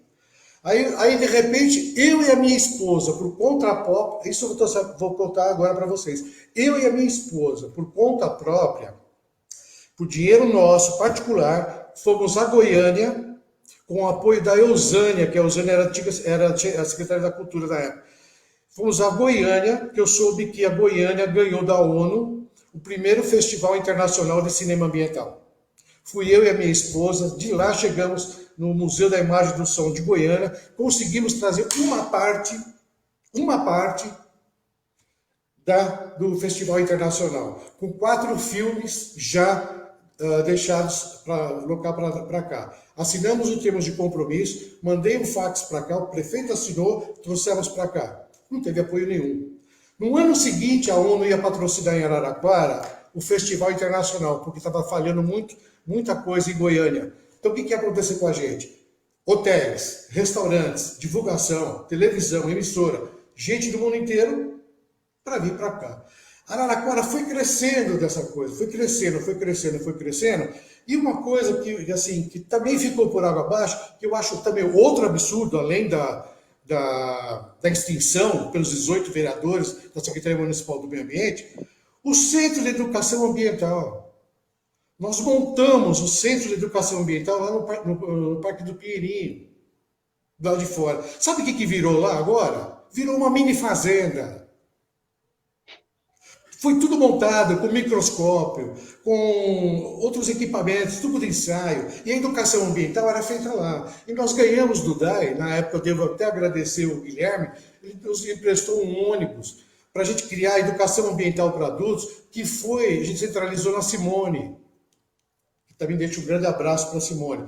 Então, o que fazia? O ônibus ia buscar nos bairros as pessoas idosas, levavam para o Centro de Educação Ambiental. Lá no Centro de Educação Ambiental, a gente elegia um voluntário para coordenar o bairro onde voltava sobre o meio ambiente. Também se desfez o CIAMA, ninguém abriu a boca. Virou uma fazendinha de uma escola do lado. Então, assim, ninguém toma providência de nada, a realidade é essa. Por quê? Por causa de voto, perder voto, é o problema do político tupiniquim, de políticos antigos, que pensam ainda em coisas antigas. O mundo mudou, nós somos de uma nova ordem social. Bom, e as trilhas foram montadas lá dentro, sumiram as trilhas. Então, assim, tudo que foi feito pelo meio ambiente com seriedade, com ética, com comprometimento, com prática. E relembrando uma coisa, Ciro, eu estava dentro de um rio um dia, houve uma enchente em Araraquara, eu tive que me agarrar numa árvore e ser resgatado, porque a enchente me pegou dentro desse rio, porque eu estava vendo uma nascente. Então, assim, a política, eu posso falar isso de cadeira hoje. Não tenho medo de ninguém, não tenho compromisso com ninguém, falo o que eu acho, o pensamento é meu, o meu pensamento não é tupiniquim, graças a Deus. É o seguinte, um político hoje, que não se compromete com o meio ambiente, ele pode estar certo de uma coisa, ele não é dono do saber, e não pode vir com aquela conversa que vinham comigo antes, mexeu com o meio ambiente, mexeu comigo. Essa história está aqui, ó, atravessada, né? Então, eu penso numa... Não, aproveitando esse gancho que ele falou, e já quero passar a bola para você falar da questão do DAE, se a blindagem, que a gente sempre tratou o DAE com carinho. Um abraço a todos os funcionários do DAE, um respeito enorme pelo trabalho que eles fazem. É uma autarquia, para quem não sabe, aí que tem mais de 50 anos, né, Ciro? E mais de 50 e tem tido um trabalho fenomenal. Mas eu queria lembrar dois episódios, além desse, da questão da limpeza de rua, que acabou entrando na despesa do DAI foi quando, ainda no governo do prefeito Marcelo Barbieri, eles, na necessidade de se criar caixa, eles lembraram de uma dívida antiga, não sei se você vai lembrar disso, e cobraram o DAI de uma dívida antiga, da doação do terreno, né? Com todo respeito, com todo carinho, uma mera transfusão de recursos, né? Precisava ter caixa e o DAI pagou uma dívida que não pagava há muito tempo a prefeitura de Araraquara. E agora, mais recentemente, a gente teve uma outra transação meio parecida com essa, porque naquela época quem criticava, quem fez estava de um lado e quem criticava estava do outro. E agora a gente teve uma movimentação muito parecida que mudou os lados. Quem criticava fez, e quem fez agora critica, que foi a venda do Clube Estrela para o DAI, com o discurso de que precisava aumentar o atendimento do DAI. E até hoje nós não vimos o atendimento do DAI. Ciro do céu, com todo carinho, com todo respeito, que todo mundo merece, carinho humano, carinho institucional, os caras romperam o carinho que a gente tinha com o DAI, né? Olha, o DAI, ele merece todo o carinho. O DAI, ele precisa, nesse momento, né, dessa PL que foi aprovada ontem à noite, o DAI precisa ser abraçado cada vez mais pela sua população, porque o DAI é um patrimônio da população de Araraquara. Eu digo para você, por exemplo, nos meios administrativos nesse Brasil, conhece-se o DAI em todos os lugares. Em todos os lugares do Brasil que você vai, o pessoal não fala de ferroviária, não. O pessoal fala Araraquara por ter um belo serviço de água. Tá? Pelo menos o que eu ando por aí, quer dizer, é serviço de referência. Ele está entre as atividades, os municípios que são exitosos na área de saneamento. Ele é uma das melhores serviços de saneamento do Brasil, sem dúvida nenhuma, o DAI de Araraquara. Ele está um pouco de asa caída, devido a problemas de gestão equivocada. Não estou falando mal das pessoas que estão lá, não. Inclusive são meus amigos. O Donizete era meu amigo, a Ada é minha amiga, colega de banco de escola. Então, eu tenho muito carinho, fui o padrinho dela de casamento, né, inclusive. Né? Então, são pessoas que eu não tenho que falar mal, conheço muito bem a capacidade, eu digo, por exemplo, da política equivocada. O prefeito Edinho está cometendo uma política equivocada com relação ao DAI, com relação ao meio ambiente, com relação à questão do saneamento na cidade. Quer dizer, o DAI, ele não pode assumir serviços que ele não tem, que ele não é remunerado para isso. Quer dizer, em 2016, o prefeito me falou, olha, eu vou mandar o meio ambiente para o DAI. Vou mandar o meio ambiente para o DAI, mas vou tirar de lá a manutenção de canteiros centrais, manutenção de praças e jardins. Isso aí é um absurdo. Isso aí, em lugar nenhum, você pode jogar nas costas da autarquia, por exemplo, esse tipo de serviço. Um serviço de varrição de rua, de poda de árvore. Olha, gente, isso daí não dá. Está pensando que o DAI está parecendo aquele... Tinha um brinquedinho que tinha antigamente, que era uma mula, que você ia de garimpeiro. E você ia colocando panelinha toda, de repente ela dava um coice e jogava tudo para cima. Quer dizer, estão pendurando tanta coisa no DAI, e que o DAI não foi feito para isso. O DAI não foi feito para isso. E quer dizer, o DAI chega numa hora, ele vai apertar tanto a coisa que está aí a privatização. Com a privatização, sabe o que acontece? Você acaba pagando a dívida da prefeitura. Eu acho que eu não posso afirmar que, olha, longe de falar que é isso que está se pensando. Que é esse o objetivo. Mas a Araraquara, você vê, ela nem se posicionou contra a questão de privatização. E olha que é uma prefeitura do PT. E o PT está na trincheira. Pode ver que todos os senadores do PT ontem votaram contra essa PL. Né? Agora, a prefeitura agora não falou nada. Nunca falou. Não é questão de não falou ontem, não falou hoje. Ela não se posicionou em momento algum. Em momento algum veio a público, em momento algum, por exemplo, a prefeitura o serviço do DAI de Araraquara, ele tem assento na diretoria nacional da ACEMAI, que é a Associação, né, Nacional do Serviço Público de Saneamento. O DAI é titular na diretoria nacional. E quer dizer, a SEMAI travou uma luta terrível e vai travar ainda pela frente, né, que ela representa todas as autarquias do Brasil. Né? O DAE é associado a ela e deve continuar. Assim a gente espera, porque a SEMAI faz congressos todo ano para que os funcionários troquem experiência na área de saneamento. O DAE parou de participar, né, dessas reuniões. O DAE não foi mais na Assembleia. Quando eu estava no DAE, nós chegamos a mandar, uma vez nós mandamos 30 trabalhos para o Congresso, em 2008. 30 trabalhos foram aprovados e apresentados no Congresso. Nunca mais o DAE apareceu nos congressos. Que é para discutir, que é para os seus gestores, para os seus gerentes fazerem trabalho técnico e apresentar para os seus pares no Congresso, trocar experiência. Quer dizer, isso daí é um absurdo, eu falo. E eu respondo para o Rodrigo Toledo, é isso, né? A questão de blindagem. O DAE ele ficou 30 anos, o pessoal não mexia com o DAE. Porque o DAE, por exemplo, ele estava bem administrado, né? E quer dizer, o próprio prefeito Dessante, o pessoal do DAE não gostava quando o prefeito Dessante falava isso. Quando ele ia ao DAE uma vez na vida, outra na morte, ele falava, eu não venho ao DAE porque em lugar que está andando bem eu não preciso vir.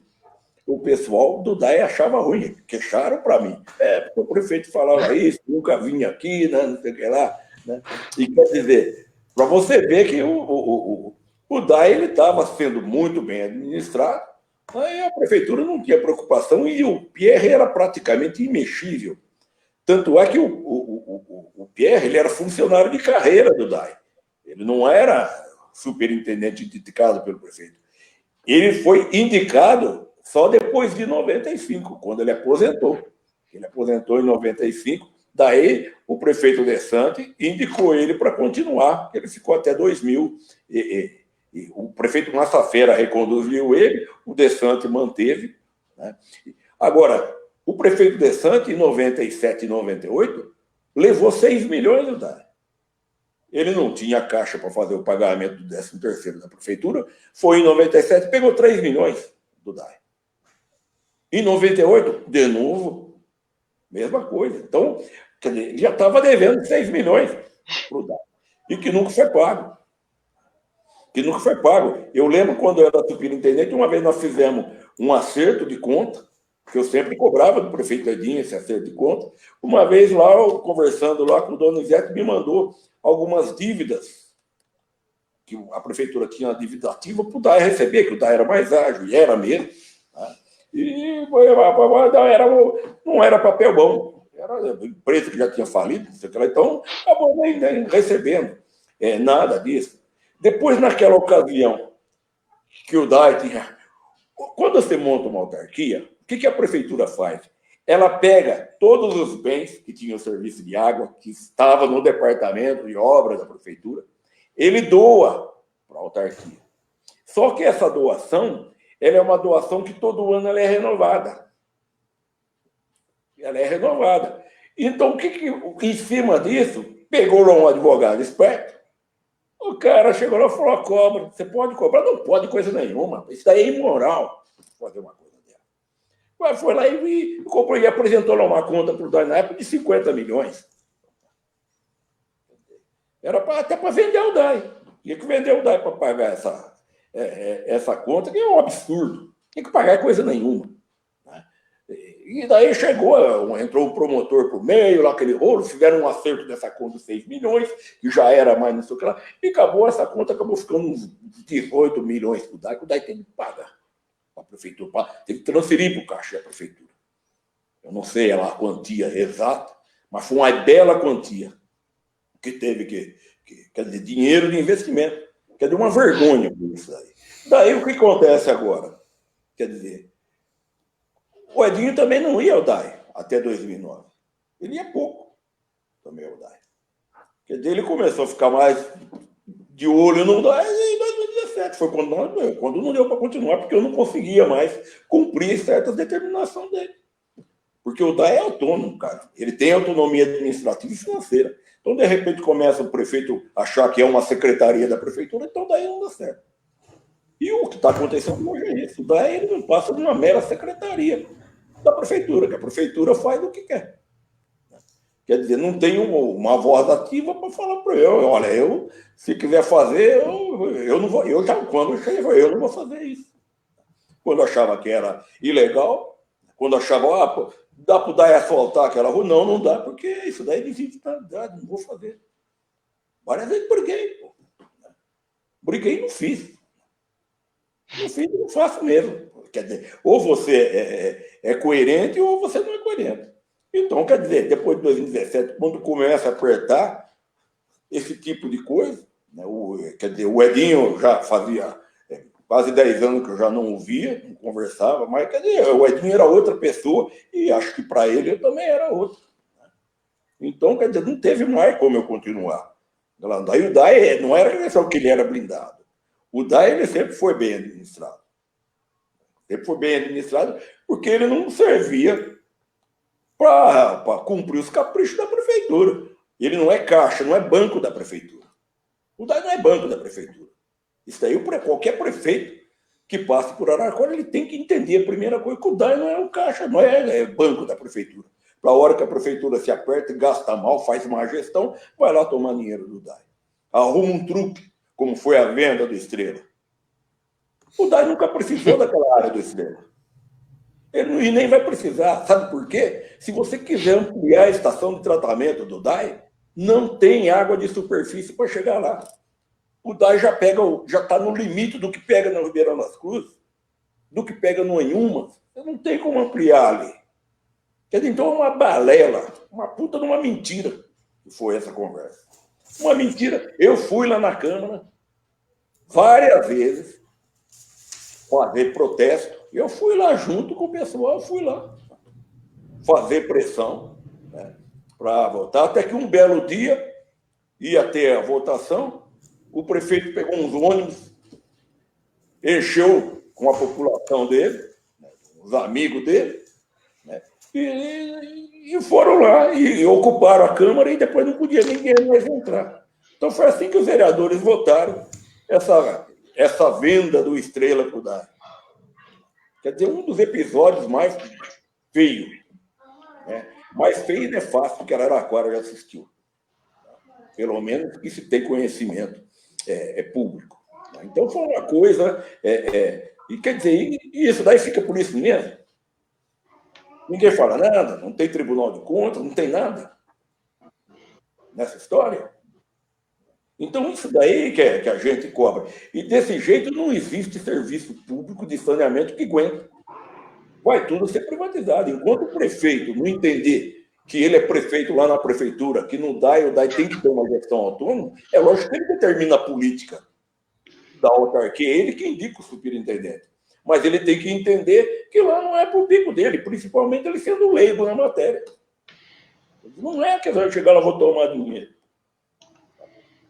Não é casa da sogra, caramba.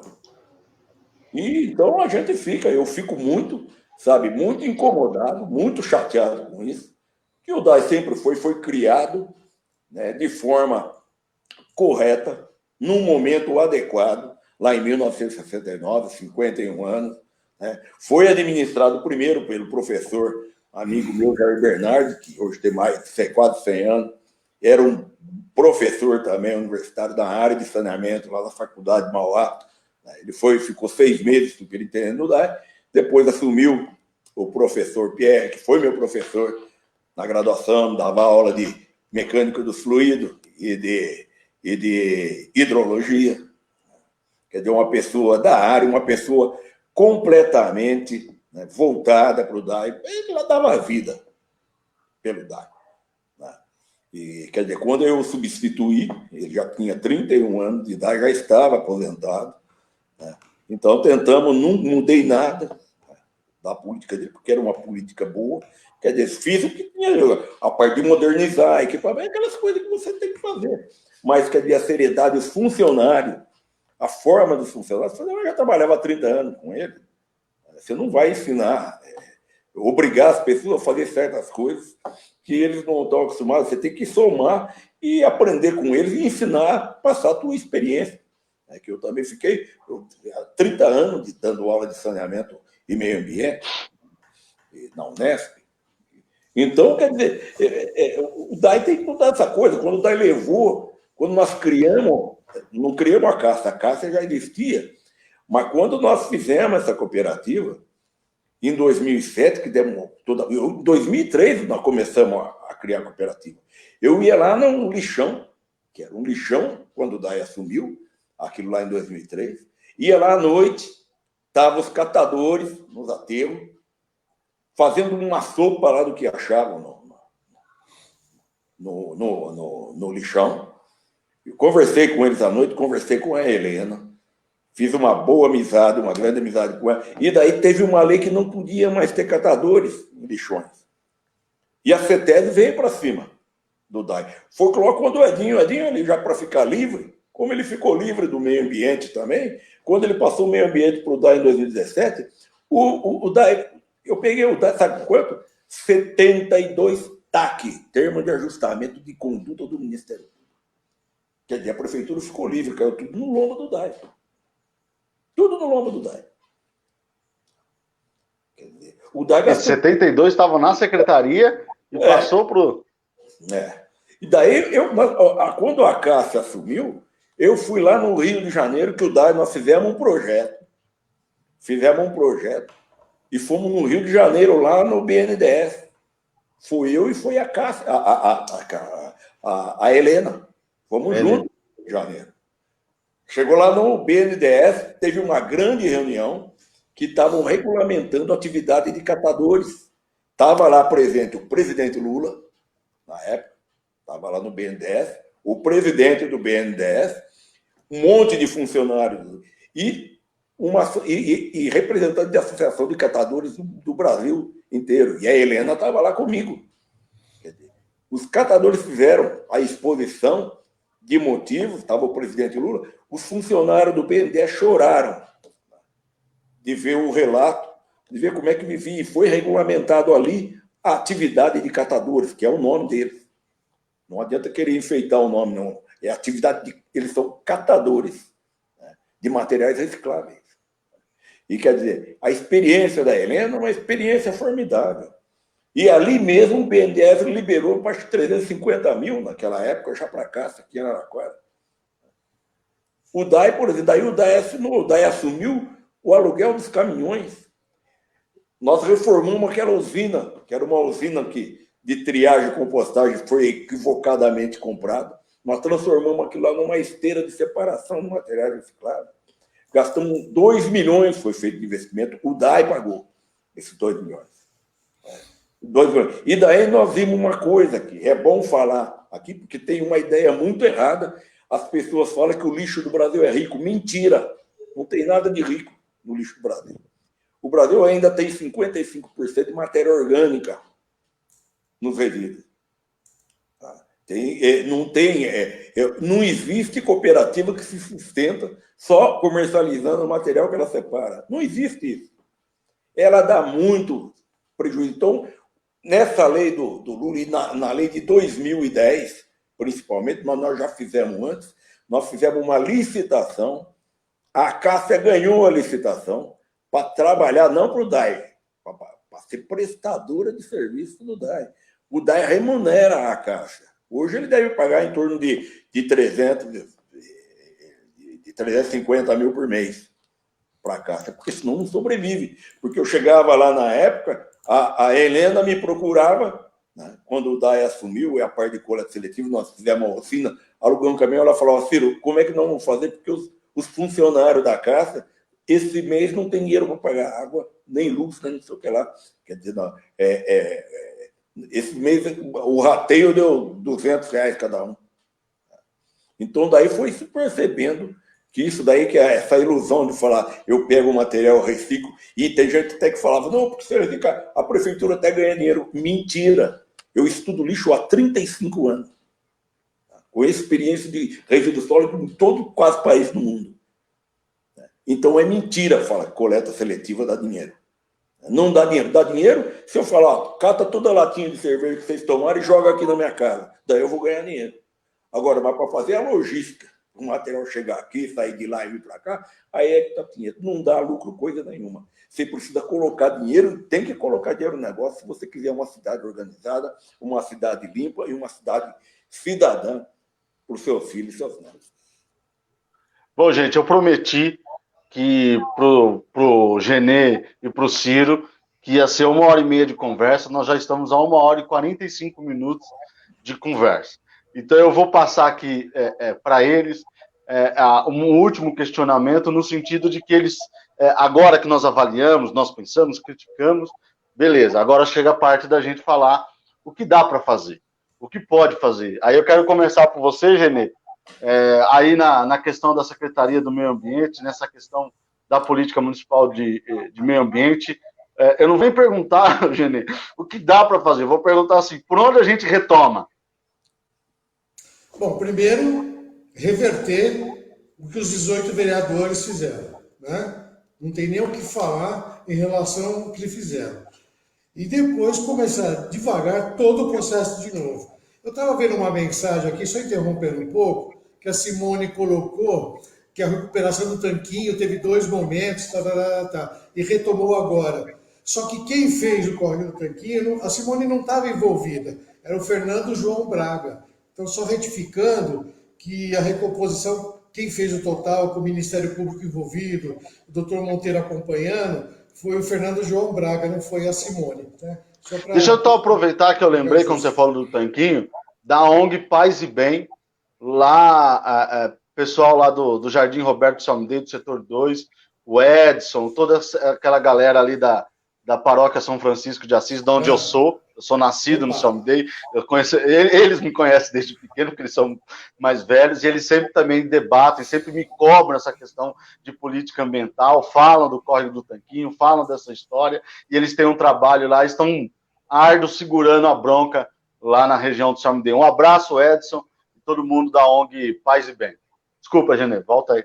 Não, tranquilo. Eu acho assim, que eu sou mais da pegar a legislação e partir para a prática, né? Eu não sou de ficar em primeiro plano, que eu sou o bambambam, que eu faço isso, faço e aconteço. Se não tiver uma equipe, né, trabalhando em conjunto, aprendendo em conjunto e voltado com o olhar do bem comum, sem estrelismos, eu acho que tudo dá certo. Então, acho que a Araraquara está pecando em relação a isso, né? Blá, blá, blá, eu não gosto muito de blá, blá, blá, eu gosto de ação, eu gosto de realmente botar a cara para bater, né? Enfrentar a situação como eu enfrentei o dia da extinção da Secretaria do Meio Ambiente, que infelizmente 18 vereadores votaram a favor, né? Então, assim, derrubaram uma história de meio ambiente de uma secretaria que começou em 2009 e acabou em 2017, né? Com tudo que foi feito, com as grandes parcerias, com a Lupo, com grandes empresas, com as ONGs internacionais. Então, assim, realmente, claro que tem que refletir no governo federal, tem que refletir no país inteiro, porque se aqui se faz uma coisa que está errado, se faz lá em cima também e ninguém toma providência nenhuma. Então, eu só deixo um alô para as pessoas que, de boa consciência, olhem para o meio ambiente de uma forma simples, comprometida, com honestidade, sem estrelismos e sem se achar que foi a pessoa responsável por tudo. Porque todos nós somos responsáveis, não é uma única pessoa. E hoje em dia não dá para você falar que você não tem informação. A internet está aí, conhecimento está aí, procure saber sobre N assuntos, inclusive o meio ambiente, e vá se instruir. Porque uma pessoa hoje que diz que não tem conhecimento, a gente começa a duvidar do histórico dela. E outra coisa, o meio ambiente não depende de bambambãs. O meio ambiente precisa de gente comprometida, com a ética, com seriedade, com comprometimento, não ter medo de entrar em um rio, não ter medo de se vestir de catador da caça, ou catador de lixo e material reciclável em qualquer parte do país, é partir para o front, acompanhar, decidir e realizar, né? E fazer isso com benefício de todos, sem benefício pessoal. E a política nossa, diz mais uma vez, O mundo está exigindo uma nova postura individual e social. Os políticos precisam olhar e se modificar. Se não consegue ser um novo político, olha, gente, infelizmente vou ter que falar uma besteira bem grande. Vão procurar fazer terapia. Ciro, diz aí, como que a gente pode pensar uma política municipal meio ambiente, articulada com DAE, essas questões que a gente precisa pensar? Olha, Araraquara, né, é uma cidade que ela é diferenciada, né? É uma cidade que sempre foi diferenciada. Araraquara, desde o começo do século passado, ela já era conhecida pela sua organização territorial urbana, né? Ela se transformou, como fala o Falkowski, em cidade-jardim, lá em 1910. Quer dizer, o pessoal já plantava árvore, já podava uma árvore de forma adequada, muito melhor do que faz hoje, né? Quer dizer, já era uma cidade de referência pela qualidade de vida que ela proporcionava aos seus cidadãos, né? A política de meio ambiente de Araraquara ela precisa ser rediscutida, né? Ela precisa ser melhor organizada. Ela não pode ser tocada por grupos de confrades. Ela tem... Não adianta você falar que você tem um conselho, mas você já sabe que esse conselho tem dono. Não adianta você falar que você tem uma Câmara Municipal, se essa Câmara Municipal ela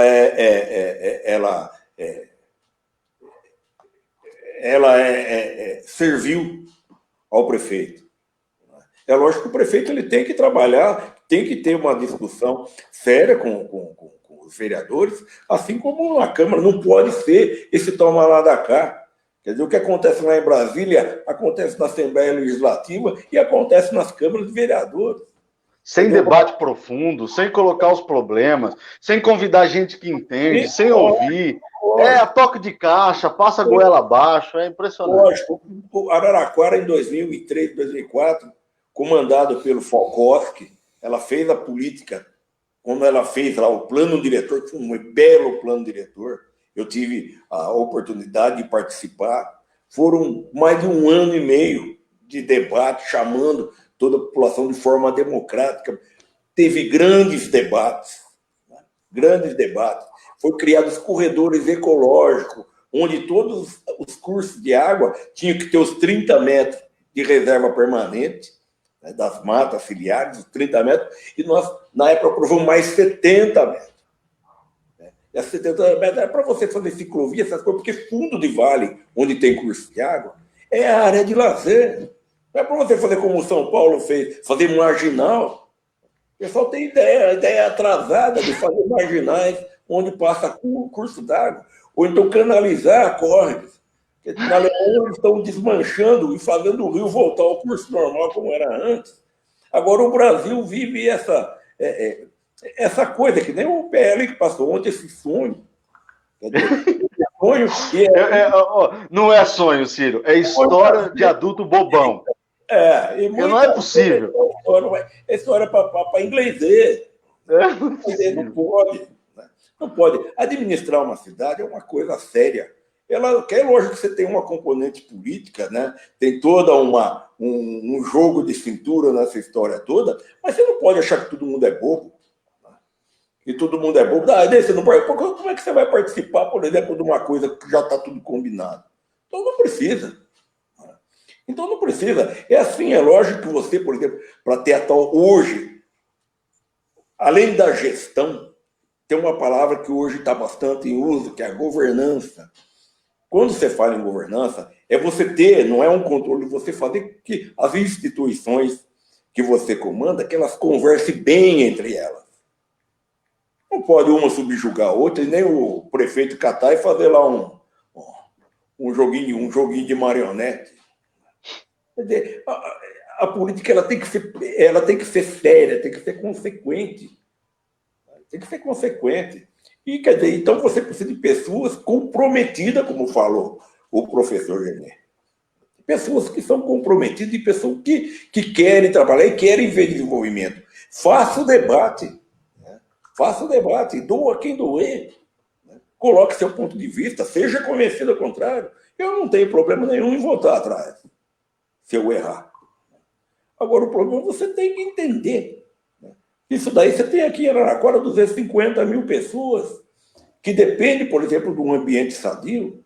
Então, quer dizer, meio ambiente não é coisa para você dar de prêmio para compadre e depois ficar fazendo política de boviana. Isso é coisa séria. Ela tem que estar no orçamento e esse orçamento ele tem que ser planejado. Tem que ser planejado. Agora, só um pouquinho. Nessa PL de ontem, para não falar que ela tem muita coisa ruim, né, ela tem uma coisa que é positiva. Ela colocou lá o seguinte: todos os serviços, água, esgoto, resíduos, drenagem urbana, varrição, poda de árvore. Eu ia falar isso. Tem que ser cobrado. Então, aí está um belo de um prato. Quer dizer, quando você discute gestão... E outra, avisar os prefeitos que estão aí. Se não fizer isso, tem que anunciar a partir de 2022, se eu não me engano, como renúncia de receita. Lógico. É muito sério isso aí. É isso que tem que fazer. Para largar a mão de cara fazer política com coisa séria. Então, é isso que está precisando. Você responsabilizar a pessoa. Como é que você faz um orçamento e depois não obedece? Então, eu queria isso daí, o maior comprometimento dos nossos políticos, de quem for candidato, tomara que renove, né, a política, tomara que sofra Araraquara, precisa de uma grande renovação, precisa arejar um pouco o pensamento. Não tem umas ideias também de jirico, é que não dá, né? Mas ela precisa ter. É para mudar para melhor, né? Não para a gente regredir. Tá bom? Tá, então, gente, a todos que ouviram, eu sempre estou à disposição, né? O meu e-mail é www.uol.com.br.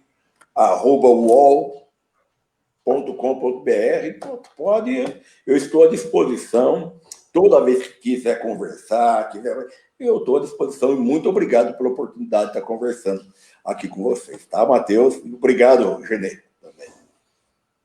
Dá sua boa noite já, Genê. Então, Genê já está me pressionando aqui.